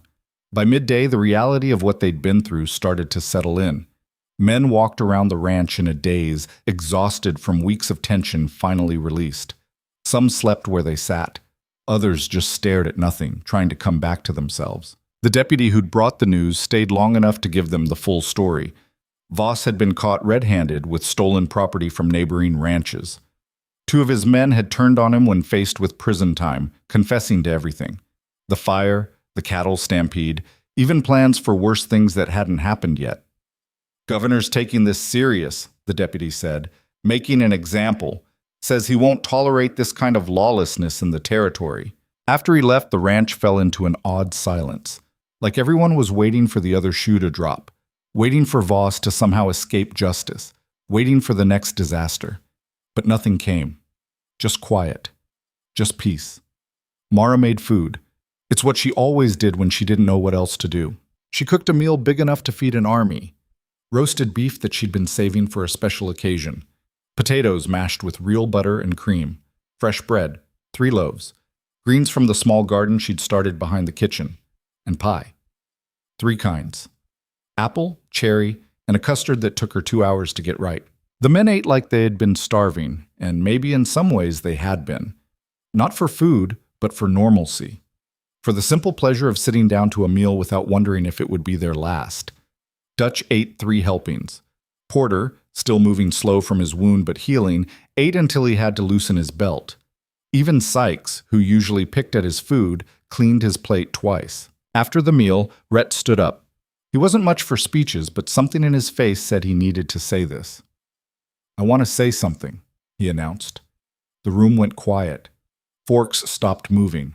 Men turned to look. We've been through hell these past few weeks, Rhett said. His voice was steady but tired. Lost livestock.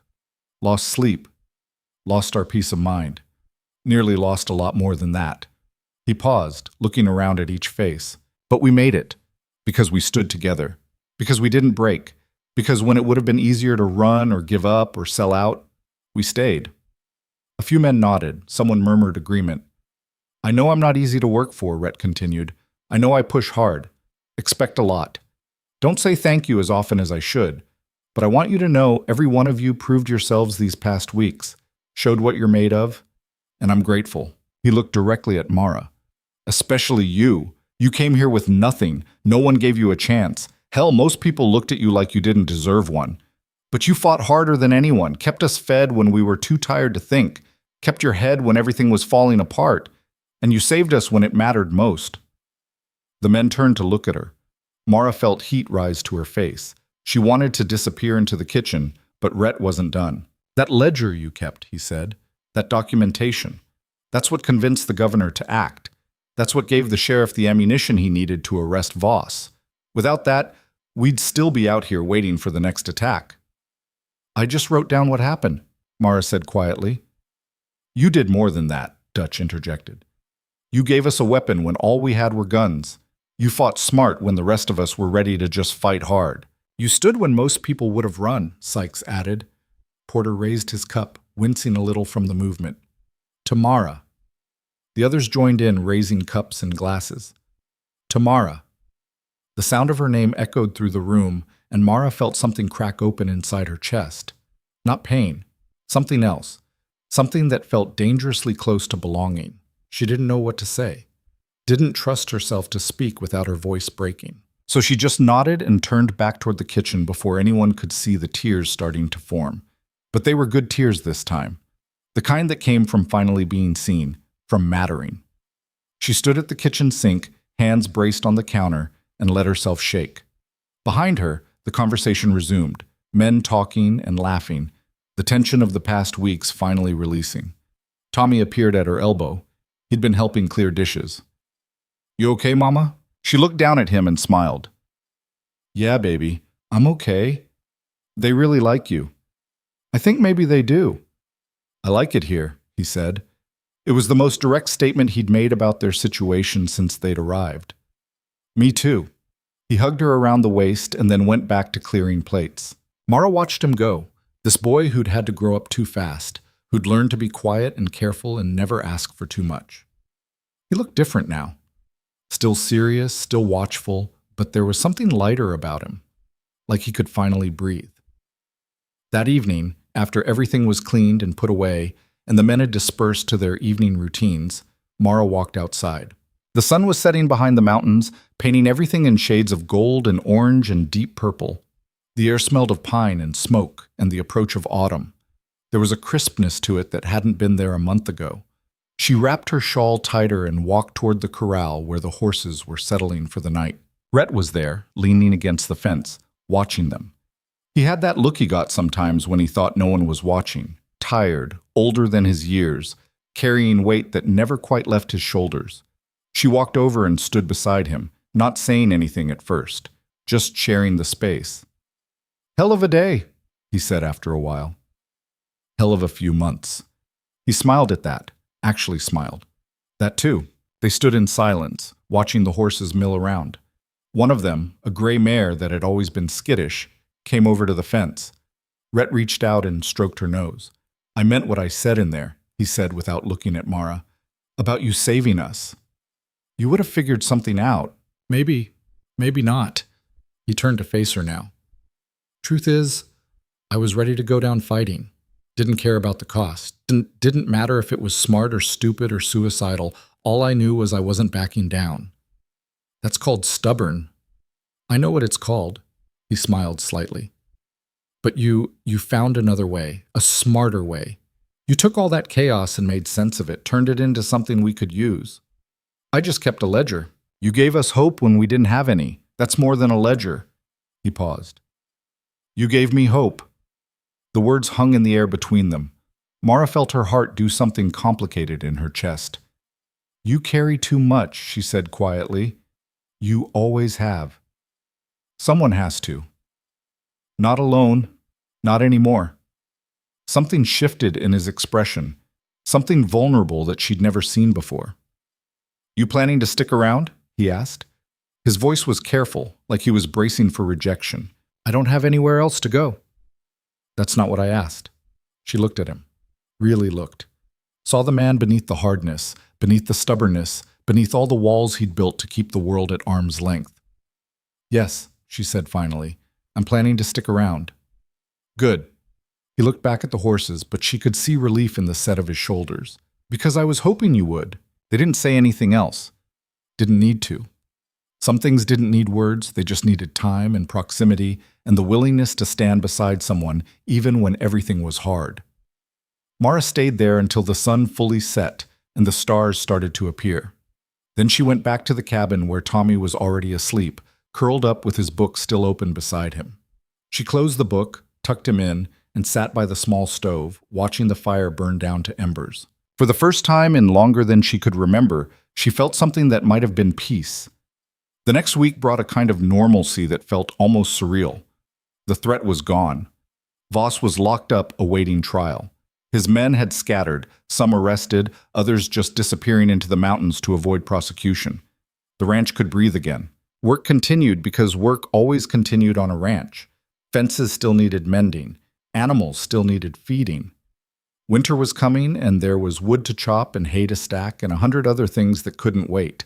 But it felt different now. Lighter. Men smiled more, joked more. The constant tension that had been hanging over everything like a thundercloud finally lifted. Mara fell back into her routine, but even that felt different. The men treated her with a respect that went beyond politeness or gratitude. They listened when she spoke, asked her opinion on things that had nothing to do with cooking, included her in conversations about ranch business. One morning, Dutch came to her with a problem about the winter feed stores. "We're running low on hay," he said. "Fire took more than we thought. We've got enough to get through, but not with much margin for error." "What do you need?" Mara asked. "Need to know if we can cut back on feed anywhere without hurting the stock. You're the one who tracks everything." She pulled out her records, went through the numbers with him. They figured out that if they rotated the grazing differently and supplemented with some grain they could buy from a ranch down valley, they'd make it through. "You're good at this," Dutch said when they finished. "At what?" "Problem solving, managing. Most cooks just cook. You run the whole operation." "Someone has to," he grinned. "You sound like Rhett." She didn't know if that was a compliment or an insult, but she took it as the former. Tommy flourished too. He spent his days with Dutch, learning about horses and cattle and how to fix things that broke. He was still quiet, still careful, but there was a lightness to him that hadn't been there before. One afternoon, she found him in the barn, brushing one of the horses. He was humming, actually humming. She couldn't remember the last time she'd heard him do that. "You like it here, don't you?" she asked. He nodded without stopping his work. "It's home." The word hit her hard. Home. Such a simple word, but it carried so much weight. She'd lost her home when her husband died. Lost it again when the bank took the house. Had been homeless, in every sense that mattered, for over a year. But standing there in the barn, watching her son brush a horse while humming, she realized he was right. This was home. "Yeah," she said softly. "I guess it is." He looked up at her and smiled. Just a small smile, but genuine. "You're happy here, Mama. I can tell." "What makes you say that?" "You don't look scared anymore." The observation was so simple and so accurate that it took her breath away. He was right. She didn't wake up every morning wondering if this would be the day everything fell apart. Didn't spend every moment bracing for the next disaster. She was still cautious, still careful, but the constant grinding fear that had been her companion for so long had finally released its grip. "You're right," she said. "I am happy here." "Good." He went back to brushing. "Me too." But not everyone was happy about the new status quo. 2 weeks after Voss's arrest, Mara went into town for supplies. It was the first time she'd been down since the trial ended, and she was unprepared for the reception. She walked into the mercantile and immediately felt the shift in atmosphere. The usual background noise, people talking, moving around, going about their business, stopped. Everyone turned to look at her. Harlan was behind the counter, but he didn't greet her the way he usually did. His expression was cold, closed off. "What can I get you?" he asked. No preamble, no small talk. She handed him her list, trying to ignore the stares. He looked it over without comment, his face giving nothing away. While he gathered the items, 2 women came into the store. Mara recognized them from previous trips, wives of local ranchers, well-dressed and well-fed, and used to having opinions about everything. They saw Mara and stopped talking, just stood there, staring. Mara kept her eyes on Harlan, trying to project a confidence she didn't feel. "That'll be $18, Harlan said when he finished. His tone was clipped. She counted out the money, aware of everyone watching. As she did, one of the women spoke. "I heard you've been living up at Calder's ranch." Mara looked at her. The woman's face was pleasant enough, but her eyes were calculating. "That's right. With all those men. I work there. Is that what you call it?" The woman's smile was thin, sharp as a knife. The implication was clear, and it hit Mara like a slap. She felt anger flare in her chest, hot and immediate, but she kept her voice level. "I cook and manage the household, same as I've been doing for 6 months. The woman exchanged a meaningful look with her friend. "Must be nice, having all those men looking after you." "They don't look after me. We work together." "I'm sure you do." The other woman spoke now, her voice dripping with false sympathy. "It must be so hard being a widow with a child, having to find ways to survive." The subtext was deafening. Mara's hands curled into fists. She wanted to scream at them, to defend herself, to make them understand that it wasn't like that. But she'd learned long ago that explaining yourself to people who'd already made up their minds was pointless. "Is that everything?" she asked Harlan. He nodded stiffly and pushed the supplies across the counter. She gathered them and walked out, feeling their eyes on her back like physical weight. Behind her, she heard one of the women say, "Shameful. A woman like that, alone with all those men. It's indecent." The other one replied, "What do you expect? She came here with nothing, had to find some way to survive. Women like that always do." Mara kept walking, loaded the supplies onto the wagon she'd borrowed, climbed up into the seat. Her hands were shaking. She'd dealt with gossip before, had spent years as a widow being looked at sideways, being whispered about, being judged for every choice she made. But this felt different, felt more vicious, maybe because she'd started to believe she'd finally escaped it, started to believe that here, in this place where she'd proven herself over and over, people would see her differently. But they didn't. They saw what they wanted to see, believed what they wanted to believe. And no amount of hard work or sacrifice or documentation would change that. She drove the wagon back to the ranch in silence, blinking back tears she refused to let fall. When she got back, Rhett was in the yard, working on a fence post that had split. He took one look at her face and stopped. "What happened?" "Nothing." "Mara." She climbed down from the wagon, started unloading supplies. "People in town are talking, about me living here, about what that means." His jaw tightened. "What are they saying?" "What do you think they're saying?" She saw understanding dawn in his eyes, followed immediately by anger. "I'll go down there." "No." She set down a sack of flour harder than necessary. "You going down there and defending my honor will just make it worse. It'll look like you're confirming what they already think. You shouldn't have to put up with that. I've put up with worse." She grabbed another sack. "I've been dealing with gossip my whole life, dealt with it when my husband died, dealt with it when I lost the house, dealt with it when I showed up here looking like..." She gestured at herself. "This. There's nothing wrong with how you look. You know that's not what I mean."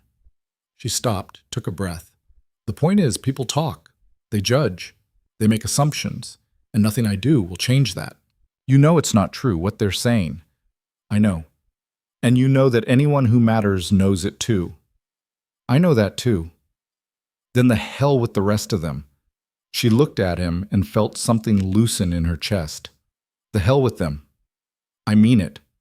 Anyone who looks at what you've done, how hard you've worked, how you've helped this place, how you stood with us when you could have run, and still thinks poorly of you isn't worth your time. That's easy to say when you're not the one being talked about. I've been talked about plenty. People have opinions about how I run this place, about my methods, about me being too stubborn, or too hard, or too whatever, and I stopped caring what they thought years ago. That's different. Why? Because you're a man. Because..." She stopped herself, but he finished the thought. "Because you're a woman, and the rules are different. I know, and it's not fair. But fair doesn't matter. What matters is that you know your worth, and that the people who matter know it too."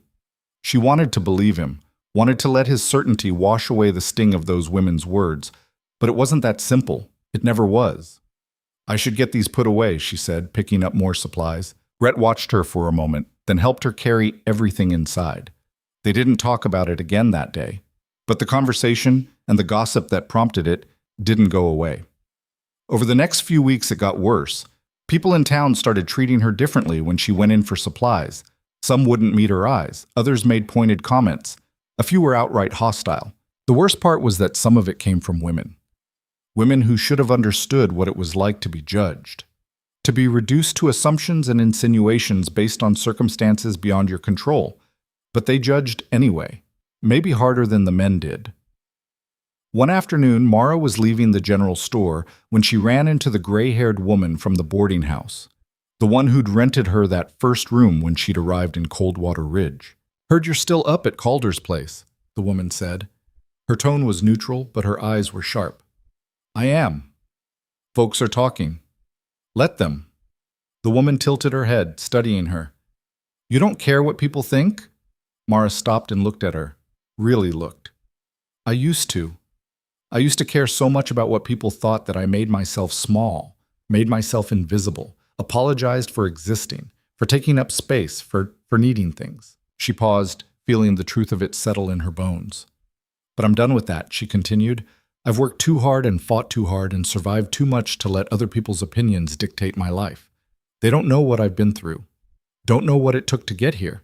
Don't know anything except what they assume. And their assumptions say more about them than they do about me." The woman's expression flickered, something that might have been surprise or respect. "Good for you," she said quietly. And then, even more quietly, "I wish I'd learned that lesson 30 years ago." She walked away before Mara could respond. Mara stood there for a moment, letting the encounter settle. It wasn't much. Wasn't vindication or validation or proof that people were changing their minds. But it was something. It was one person seeing past the gossip to the truth underneath. And sometimes one person was enough. She went back to the ranch feeling slightly less burdened. The turning point came in late October. Sheriff Macklin rode up to the ranch with news, his horse kicking up dust in the yard. Men stopped working to watch him approach. Rhett met him at the main house. Mara came out of the kitchen, wiping her hands on her apron. "Got news from the territorial capital," Macklin said after dismounting. "Voss's trial is set for next month, 3rd week of November. Governor wants you to testify." He looked at Rhett. "You and anyone else who witnessed the attacks." "We'll be there," Rhett said immediately. Macklin nodded.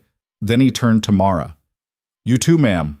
Your ledger is the backbone of the prosecution's case. They'll want you to explain it. Walk them through what happened, day by day." Mara felt her stomach drop. "Me? Testify in court?" "Yes, ma'am. Prosecutor says your documentation is the most comprehensive evidence they've got. You logged everything. Dates, times, damages, witnesses. It's airtight. I've never done anything like that, never been in a courtroom. Doesn't matter. You documented it. That makes you the most credible witness we've got." He pulled a folded paper from his coat. "You'll get an official summons in a few days, but I wanted to give you advance notice. Give you time to prepare." Mara took the paper with numb fingers. "What do I need to do?" "Just tell the truth. The prosecutor will walk you through it. He'll ask you about the ledger, about what you witnessed, about the impact on the ranch. All you have to do is answer honestly." "What if they don't believe me?" "They'll believe you, ma'am. You've got documentation. You've got corroborating witnesses. You've got physical evidence of the damage. All you're doing is tying it together." He left shortly after, promising to send more information as the trial date approached. After he rode off, Mara just stood there, holding the paper, trying to process what had just happened. Rhett walked over. "You can do this." "I don't know." "You can do this," he repeated more firmly. "You've done everything else. This is just one more thing. This is different. This is standing up in front of a judge and jury and lawyers and telling them what happened. What if I mess up? What if I say something wrong? You won't." "You don't know that." "I do." He took her shoulders, made her look at him. "You're the most careful, thorough person I know. You don't do anything halfway. You'll prepare for this the same way you prepare for everything else, completely. What if it's not enough?" "It will be, because you're enough." The words hit her somewhere deep. She'd spent so much of her life being told, directly or indirectly, that she wasn't enough. wasn't smart enough, attractive enough, capable enough. But Rhett looked at her like she was the most competent person he'd ever met. And maybe, she thought, he was right. All right, she said. I'll do it. Good. Dutch appeared from the barn. What's the verdict? Trial set for November, Rhett told him. We're all testifying. Mara's the star witness. Dutch grinned. About time someone recognized her value. I'm not a star witness, Mara protested. I just kept a ledger. You documented a criminal conspiracy, Dutch corrected. That's a lot more than just a ledger. The month leading up to the trial was tense, in a different way than the violence had been. Instead of watching for attackers, Mara was preparing testimony, going over the ledger again and again, making sure every entry was accurate, every date was right, every detail was correct. Rhett helped her practice. He'd sit across from her at the kitchen table after dinner and fire questions at her like he imagined a lawyer would. What time did the fire start? Approximately 2 in the afternoon. We first noticed smoke at 2:15. How do you know it was arson? We found boot prints leading to and from the hayfield. 3, possibly 4 sets. They approached from the west ridge and left the same way. Could they have been your men's prints? No. Different boot pattern. Our men wear standard work boots. These were logging boots with a distinctive double heel. On and on until she could recite every entry from memory. Dutch coached her on demeanor. Don't get emotional, he said. I know some of this was scary and you've got every right to feel that. But in court, emotion can look like exaggeration. Just state the facts. Let the facts speak for themselves. What if they try to make me look bad? They will. Defense attorney's job is to create doubt. They'll suggest you're lying, that you fabricated evidence, that you have personal reasons to want Voss convicted. That's not true. I know it's not true. You know it's not true. But they'll suggest it anyway. All you can do is stay calm and stick to the facts. Even Sykes contributed in his quiet way. He taught her how to breathe when she got nervous. Count to 4 breathing in. Hold for 4. Out for 4. It slows your heart rate, keeps you steady. The whole ranch rallied around her preparation. It was like they understood that her testimony wasn't just about convicting Voss. It was about validating everything they'd been through. Proving that the threat had been real, the fear had been justified, the fight had been necessary. Tommy noticed the tension and tried to help in his own way. He'd fetch her water while she studied, keep extra quiet when she was practicing. One night he even tried to quiz her on dates, though he couldn't quite pronounce some of the words in the ledger. You're going to do great, Mama, he told her. How do you know? Because you always do. The simple faith in his voice almost broke her. The trial was held in the territorial capital, a 2-day ride from the ranch. Mara left Tommy with Dutch, who promised to keep him busy and safe, and rode out with Rhett and 3 other men who would also testify. Porter, now mostly healed, Sykes, and a younger hand named Miller who'd witnessed the cattle stampede.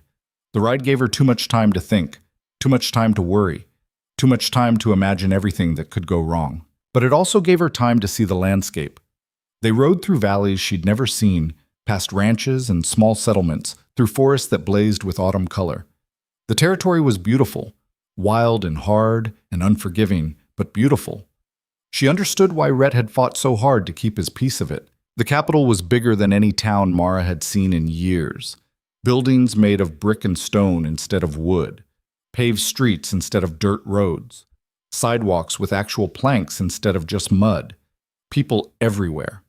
More people than she'd seen in one place since before her husband died. It made her feel small again. Insignificant. But she pushed the feeling down and focused on why she was here. The courthouse was imposing. 3 stories of gray stone with tall windows and columns at the entrance that made it look like something from a different world. A better, more civilized world where things like justice actually mattered.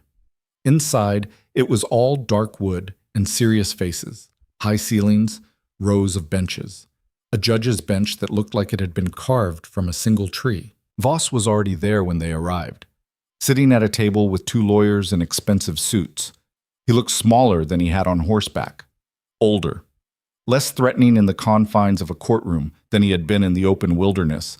But his eyes were still hard when he looked at Rhett, still full of the arrogance of a man who believed the world owed him whatever he wanted.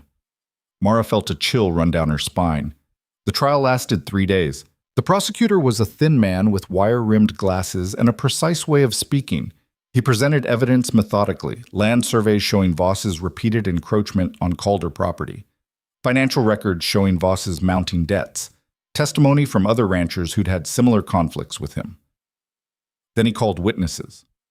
Rhett testified first, described the attacks in detail, the fire, the dead cow, the gunfight that had wounded Porter.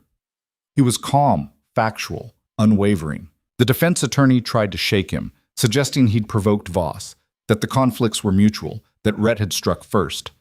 But Rhett held steady. I defended my property. I didn't start this fight, but I wasn't going to let him run me off my own land.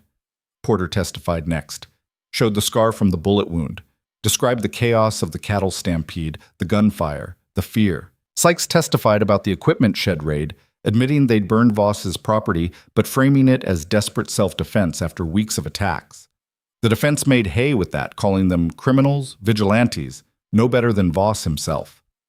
But the prosecutor brought it back to pattern and escalation, showed how every action Calder's men had taken was in response to aggression from Voss. Then, on the third day, it was Mara's turn. She walked to the witness stand feeling like she might throw up. Her legs were shaking, her hands were cold and clammy. She'd been in this courtroom for 2 days, listening to testimony, watching the lawyers work, but none of it had prepared her for actually being up here, for having all these eyes on her. The bailiff swore her in. She placed her hand on the Bible and promised to tell the truth. Then she sat down. The prosecutor approached with a gentle smile. State your name for the record, please. Mara Ellington. Her voice came out steadier than she expected. And what is your relationship to Rhett Calder and the Calder Ranch? I'm the camp cook. I manage the household and keep records of supplies and expenditures. And as part of that role, you kept records of the incidents involving Mr. Voss and his men? Yes, sir. He handed her the ledger. She recognized it immediately. The worn leather cover, the pages she'd filled with careful handwriting over months of work. Is this the record you kept? She opened it, saw her own words, dates and times, and descriptions of everything that had happened. Yes. This is mine. Can you walk the court through it? Starting from the first incident. She took a breath, drew on everything Dutch and Rhett had taught her, focused on facts. And then she told the story. She told them about arriving at the ranch, about the first threats, about the boot prints near the property line that appeared weeks before the fire. She told them about the hayfield burning, read from her entries. October 3rd, fire started approximately 2:15 p.m. Wind from the west, spread rapidly through dried grass. Estimated loss, 15 acres of feed, found boot tracks, logging boots, double heel, leading from West Ridge. She told them about the dead cow, about the message written in the dirt, about the constant sense of siege that had settled over the ranch. She told them about the night the cattle stampeded, about hearing gunshots, about Porter being wounded, about men working through the night to round up scattered stock. The prosecutor guided her through each entry, asking for clarification, having her explain details. She answered everything calmly, precisely, without emotion, just the facts. Let the facts speak for themselves. When the prosecutor finished, the defense attorney stood up.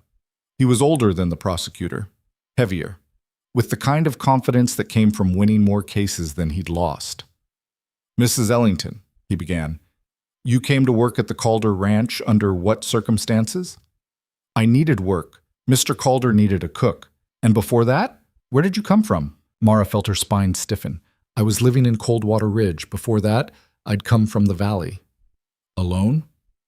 With my son. Your husband? Deceased. I see. And you arrived with what resources? The prosecutor stood. Objection. Mrs. Ellington's financial situation is not relevant to this case. Your Honor, I'm establishing credibility. This witness has a clear financial incentive to please Mr. Calder. The judge, a stern woman in her 60s, looked at the defense attorney over her glasses. Get to your point, counselor. Mrs. Ellington, isn't it true that you were destitute when you arrived? That you had no prospects, no resources, nowhere else to go? I needed work, yes. And Mr. Calder offered you not just work, but housing for you and your child, correct? That's standard for a ranch cook. But you were particularly desperate, weren't you? Mara met his eyes. I needed work. That doesn't make me desperate. It makes me practical. A few people in the gallery chuckled. The defense attorney's expression tightened. Mrs. Ellington, how much of this alleged documentation did you create after the fact, after Mr. Calder told you what to write? None of it. You expect this court to believe you kept detailed records in real time during emergencies. Yes, because that's what I did. Why? The question caught her off guard. Why? Yes. Why would a cook keep detailed records of property damage and criminal activity? That's not part of your job description. Mara thought about it, about why she'd started the ledger in the first place. Because I knew we'd need it, she said. I knew that if this ever went to court, we'd need proof, not just our word against his, actual documentation, so I kept track of everything. How convenient. It's not convenient, it's thorough. There's a difference. Mrs. Ellington, isn't it true that you have a personal relationship with Mr. Calder that goes beyond employer and employee? The courtroom went silent. Mara felt her face flush. We work together. That's not what I asked. The prosecutor stood again. Objection. This is harassment.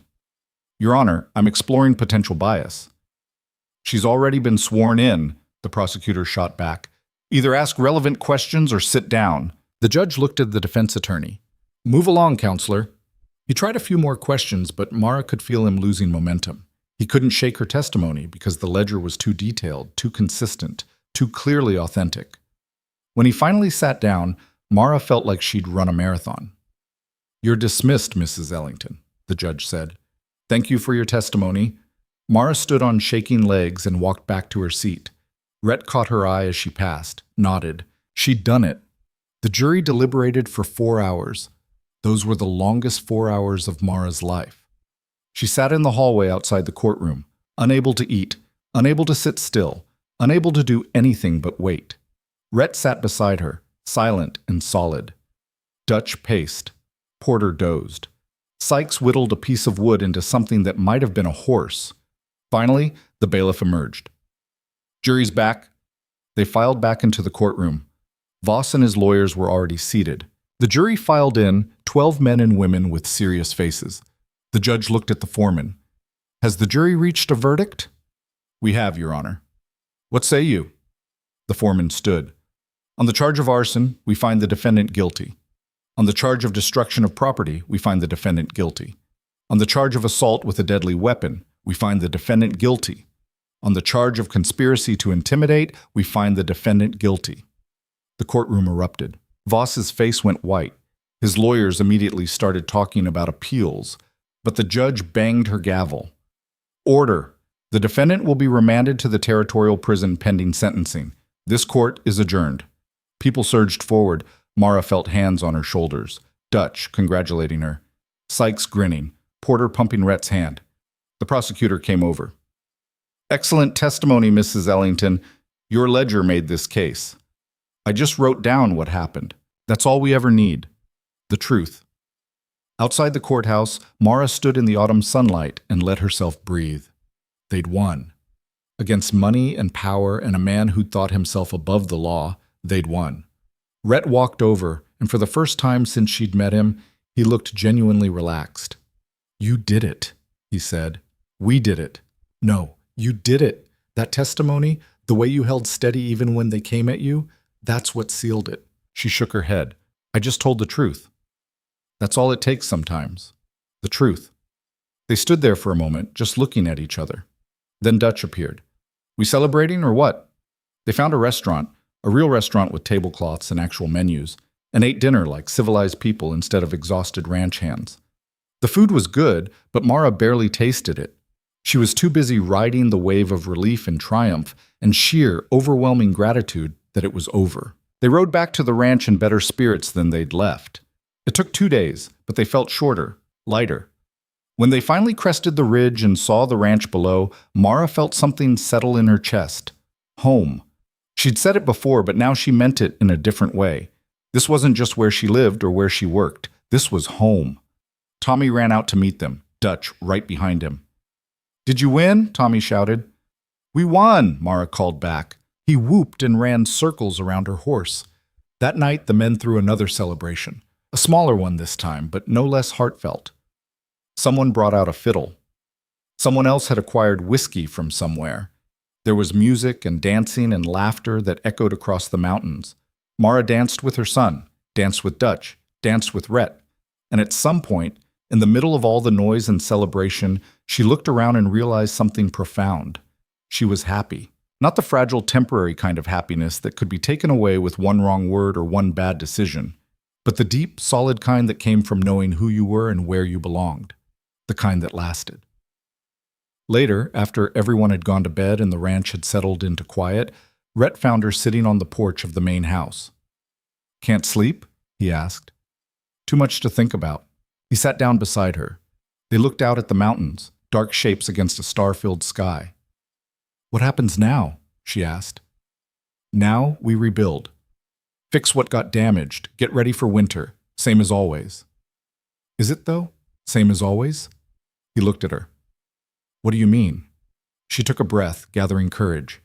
People in town are still talking about me, about us, about what it means that I live here.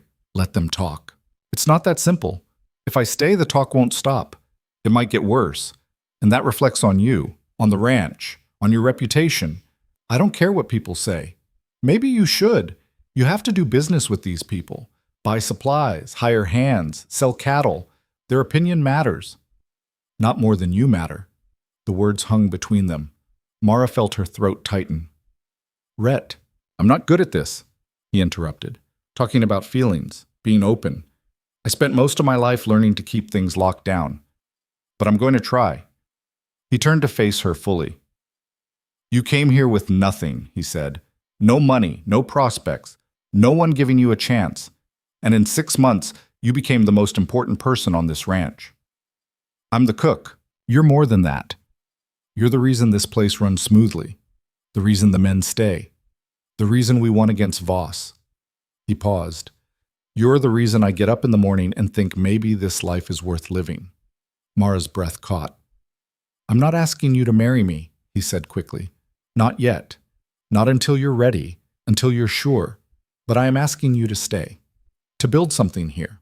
With me. As partners. She looked at him. At this hard, stubborn man who'd given her a chance when no one else would. Who'd stood with her through fire and violence and courtroom battles. Who was now sitting here, awkward and earnest, offering her a future. What about the gossip? She asked. The hell with the gossip. Anyone who matters knows the truth. And anyone who doesn't matter can think whatever they want. They'll say I'm using you. Let them. They'll say you're a fool for trusting me. I've been called worse. She smiled despite herself. You're impossible. I'm stubborn. There's a difference. They sat in silence for a moment. Then Mara said, Yes. Yes. Yes, I'll stay. Yes, I'll build something with you. Yes to all of it. The relief on his face was almost comical. Yeah? Yeah. He smiled. Actually smiled, wide and genuine. Good. That's good. They didn't kiss, didn't embrace, just sat there, shoulder to shoulder, looking out at the mountains. Some things didn't need grand gestures. Some things just needed two people willing to stand together. The winter came hard and fast that year. Snow fell in thick blankets, turning the ranch into a white fortress. Temperatures dropped below zero. Work became a matter of survival, keeping animals fed, keeping fires burning, keeping everyone alive until spring. But they made it through, not easily, not smoothly. There were problems and setbacks and days when it felt like they were fighting a losing battle against nature itself. But they made it. And when spring finally came, bringing green grass and warm winds and the promise of new beginnings, Rhett asked Mara to marry him. Not with a ring, not with a grand speech, just, "Will you marry me?" And she said, "Yes." The wedding happened in April, not a big affair, just the ranch hands, a few people from town who'd come around after the trial, and a circuit preacher who happened to be passing through. Mara wore a simple dress that she'd sewn herself, nothing fancy, nothing she couldn't work in afterward. Tommy stood beside her, proud and beaming, holding the simple band that would serve as her wedding ring. Rhett wore his best shirt and looked uncomfortable in it. But he showed up. That's all that mattered. The ceremony was short. The vows were simple. Do you take this woman? I do. Do you take this man? I do. And just like that, they were married. Not because Mara needed saving, not because Rhett needed a housekeeper, but because they'd chosen each other. Because they'd built something together that was worth keeping. Because after everything they'd been through, they'd earned the right to stand together officially. After the ceremony, there was food and music and dancing. The men got drunk and told embarrassing stories about both of them. Someone broke out a fiddle. The party went on until well past midnight. Mara danced with her son, danced with Dutch, danced with her husband. And at some point, in the middle of all the noise and celebration, she looked around and felt a peace so profound it almost hurt. This was her life now. These were her people. This was her home. She'd fought for it, bled for it, stood her ground when everything told her to run. And she'd won. Later, after everyone had gone to bed and the ranch had settled back into its normal rhythms, Mara stood outside and looked up at the stars. Tommy came out and stood beside her, now 8 years old and growing taller every day. You happy, Mama? Yeah, baby, I am. Me too. He paused. Are we going to stay here forever? I don't know about forever, but for as long as we want to. I want to. Then we will. He went back inside, and a moment later, Rhett joined her. He didn't say anything, just put his arm around her shoulders. She leaned into him and looked out at the ranch they'd fought so hard to protect, at the mountains that had tested them, at the future they were building together. And she thought about the woman she'd been when she arrived. That woman had been broken, ashamed, so desperate to survive that she would have accepted any scraps the world threw her way. That woman had apologized for existing, had made herself small, had believed all the things people said about her, that she wasn't enough, wasn't worthy, wasn't deserving of anything better than whatever she could beg or borrow. But that woman was gone. In her place stood someone different, someone who'd learned to fight, to stand her ground, to demand respect instead of hoping for it. Someone who'd proven, to herself and everyone else, that strength wasn't about being perfect or fearless or even particularly brave. It was about showing up anyway, about doing the work even when it was hard, about refusing to let the world make you small. Mara had learned that lesson the hard way, through fire and violence and gossip that tried to define her, through months of backbreaking work and nights when she'd cried herself to sleep wondering if any of it would be enough. But she'd learned it, and now she stood here, married, respected, home, not because someone had rescued her, but because she'd rescued herself. The world still wasn't fair. People still judged. Gossip still circulated. There were still women in town who looked at her sideways, still men who made assumptions, still people who would never see past their own prejudices. But none of that mattered as much as it used to, because Mara had learned something more important than what others thought of her. She'd learned what she thought of herself. And that made all the difference. She'd arrived in these mountains broken and desperate, but she was leaving them whole. Not because the mountains had fixed her, mountains didn't fix people, but because she'd fixed herself. Because she'd stood when it would have been easier to fall. Because she'd fought when it would have been easier to surrender. Because she'd refused to be anything less than exactly who she was. And who she was turned out to be enough. More than enough. Mara Ellington, now Mara Calder, had come to this ranch looking for survival. She'd found something better. She'd found herself. And once you found yourself, once you really knew who you were and what you were worth, nobody could take that away.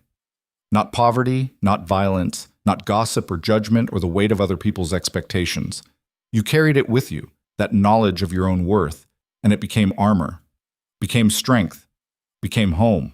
And standing there under the stars with her son asleep inside and her husband beside her and the ranch stretching out in all directions, Mara finally understood what home really meant. It wasn't a place. It was knowing that wherever you stood, you had the right to be there. It was knowing that you'd earned your space in the world. It was knowing that you mattered, and she did matter. Finally, completely, undeniably. She mattered.